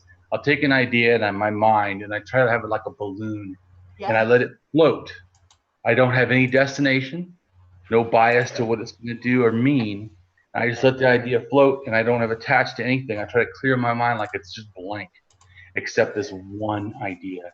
And I try to analyze it and think about it. And where does it go? Where does it lead? I really try to. So I like doing mind thinking more than meditation, where they're kind of like to me unthinking or trying not to think about their day or their. I try to think it's on ideas. To me. Yeah. So I like thinking. Great minds think of ideas. Smaller mind talk about other people. All of that good stuff. That is a great quote. I just butchered it, but the original one is beautiful and poetic. I'm done. Okay, real quick, I'm gonna state a couple things and then have you tell us where everyone can find you. Real quick, I wanted to let everyone know. Thank you for helping us make it to the 700 club. We now have 700 subscribers, so thank you so freaking much. Nacha told us just before the stream. Awesome. And another thing, Mel J posted in the comments, Republicans only have empathy if something affects them personally. And YouTube wanted me to either show or hide that comment. I'm like, what? So fuck off, YouTube. That's the thing there. Oh, really? No flakes aren't allowed here. Right? No. Thirdly, make sure you go outside soon, because right now Venus is right underneath the Pleiades, which is fucking awesome. So if you have binoculars or a telescope, you get quite the eyeful. It's super duper cool. I've never seen that. I doubt I'll ever get to see it again. I just noticed it the other day. I'm like, wait, where's the Pleiades? Fuck yes! So it's super duper cool. So go check that out. I don't know what it means or if Venus is in retrograde. I'll call that. Nacha said outside. It just looks cool. Yard. In your own yard. Yeah, in your own yard. Well, I have a 1-bedroom apartment, so. Yeah, well, I live in an apartment in your own too, parking but lot. I go out on my porch. There you go. So yeah, go check it out. It really is cool. You can't see the Pleiades without the binoculars. It's a fucking bright one. And then the last thing I wanted to share, because I didn't want to wait till a whole other week to say it. I found out that Joe Biden is also now doing fireside chats, and they will cost, however, $2,800 per ticket. Per ticket. Wait. Bernard Sanders has been doing fireside chats like 4 to 5 nights a week for free. For since free. This started. Yeah, and it's 25,000 or 25K if you'd like to spring for the VIP clutch or whatever. So yeah, I thought that was crazy. I wanted to share it real quick. Speaking of money, is where you can find me. Like I'm on Patreon, but I don't charge. I everything is open to the public. All I say is if you support what I do, give me donations. I'm not going to, in a sense, almost give you anything. I'll tell them I'll just, if they give me a lot of money, I'll talk to them or maybe meet them. But in general, it's my thing is if people think that I'm doing something worthwhile, then support it. But I want to get out to people that don't have money. I want to get out to people, that and allow them to, because I feel like I have a lot to say that educate them on a lot of things, and I want to make a difference in the world, and that really matters a lot to me. I love that you don't have a paywall. I can right now, think of 20 people I see in chat rooms all over the atheist, skeptical YouTube corner. And the first 20 I think of, probably 19 of them wouldn't be able to see anything if I put it behind a paywall. Like, it really does bother. I get it why people do it, especially if this is their full-time job. And I do like that my favorite channels that do have things behind paywalls, after 6 weeks, it'll be free too. Like, they don't keep it forever. It's just you get to see it first. And I mean, I get it. I probably won't. I don't know. If I had, what's his name? Bezos has $115.6 billion, right? That's what he has. If I had that, every single American citizen would wake up with $2 million in their account. Because why? I wouldn't even feel that. It wouldn't even make a difference to me. Why wouldn't I? Bitch, y'all love me now, right? Let's go clean up some other country. I don't know. Like, let's do this. I got you. I didn't even feel it. My money's making money. My money made what I just gave you in 2 minutes.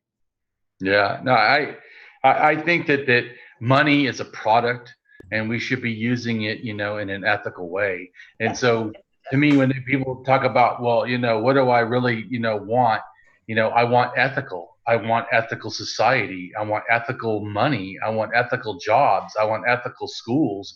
I want ethical, hospitals and ethical jails or whatever. I want everything to be ethical. And I think that it shouldn't be a lot to ask for.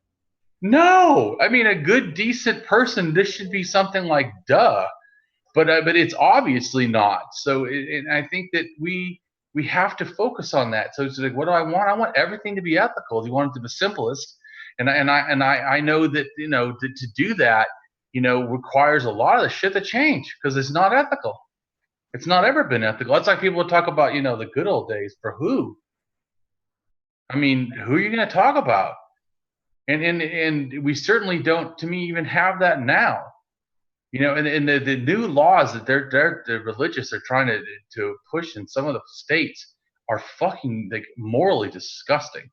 I mean, saying that you can, not do care to someone who's injured because of your religious preference. Yeah. You need to quit. You have that opinion. Obviously, you need to not work, which is so weird to me about ethical. Like in counseling, when I was in school, even when I was a Christian, I was just going to be a Christian counselor in the fact that I would be a Christian and I would do normal counseling.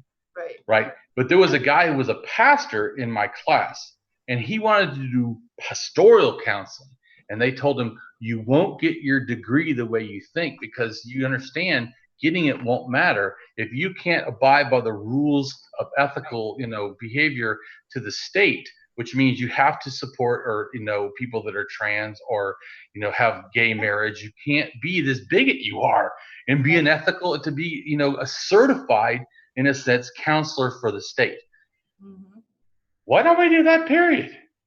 I mean, if you're not going to treat someone ethically, I mean, how is that hard? Many countries have implemented that. There are no religious exceptions for bigotry in many countries. There's religious exceptions in this country that really disgust me is the abuse of children. That somehow abusing children for some people who are not religious is harmful in jail. But if you're religious, I now could do the same behavior, cause the same harm to a child, and yet it's okay. I mean, it's disgusting. Yeah, there should be common sense. Mac read last week or the week before a priest that had gotten in trouble. The judge, the ADA, the state said we really didn't. I mean, he was a priest. We didn't want to give him more than 2 years. So, are you kidding me? Like, do you remember, Mac? They didn't want to give him more time because he was a priest. Yeah, it's ludicrous. Had he been a 17 to 25-year-old black man from a fatherless family in the projects, he'd never see the light of day again. Right. Yeah. Is all I'm saying. With that, I'm going to have to off. happy joy. happy joy. Again, Damien, thank you for joining us tonight. You are a joy, so thank you. Thank you. We are going to have you back soon. You did tell me. I did. I have posted your channel in the live chat below. I will do it again real quick so everyone has it. Yeah, if you ever need someone to talk politics, you let me know. There you go. Yeah, you can come on and do an interview with me. Because I definitely talk about politics. Like you asked, like what did I do on my show on? Well, let's talk about that here in just a few, because I need to run. So yeah, we'll go ahead and end the stream, and then we can talk about that a little more. Okay. Sorry. No, you're fine. But yeah. You guys all have a wonderful, wonderful night. Thank you so much for joining us. And Christy, close out. Stay humanist for godless sakes. Good night.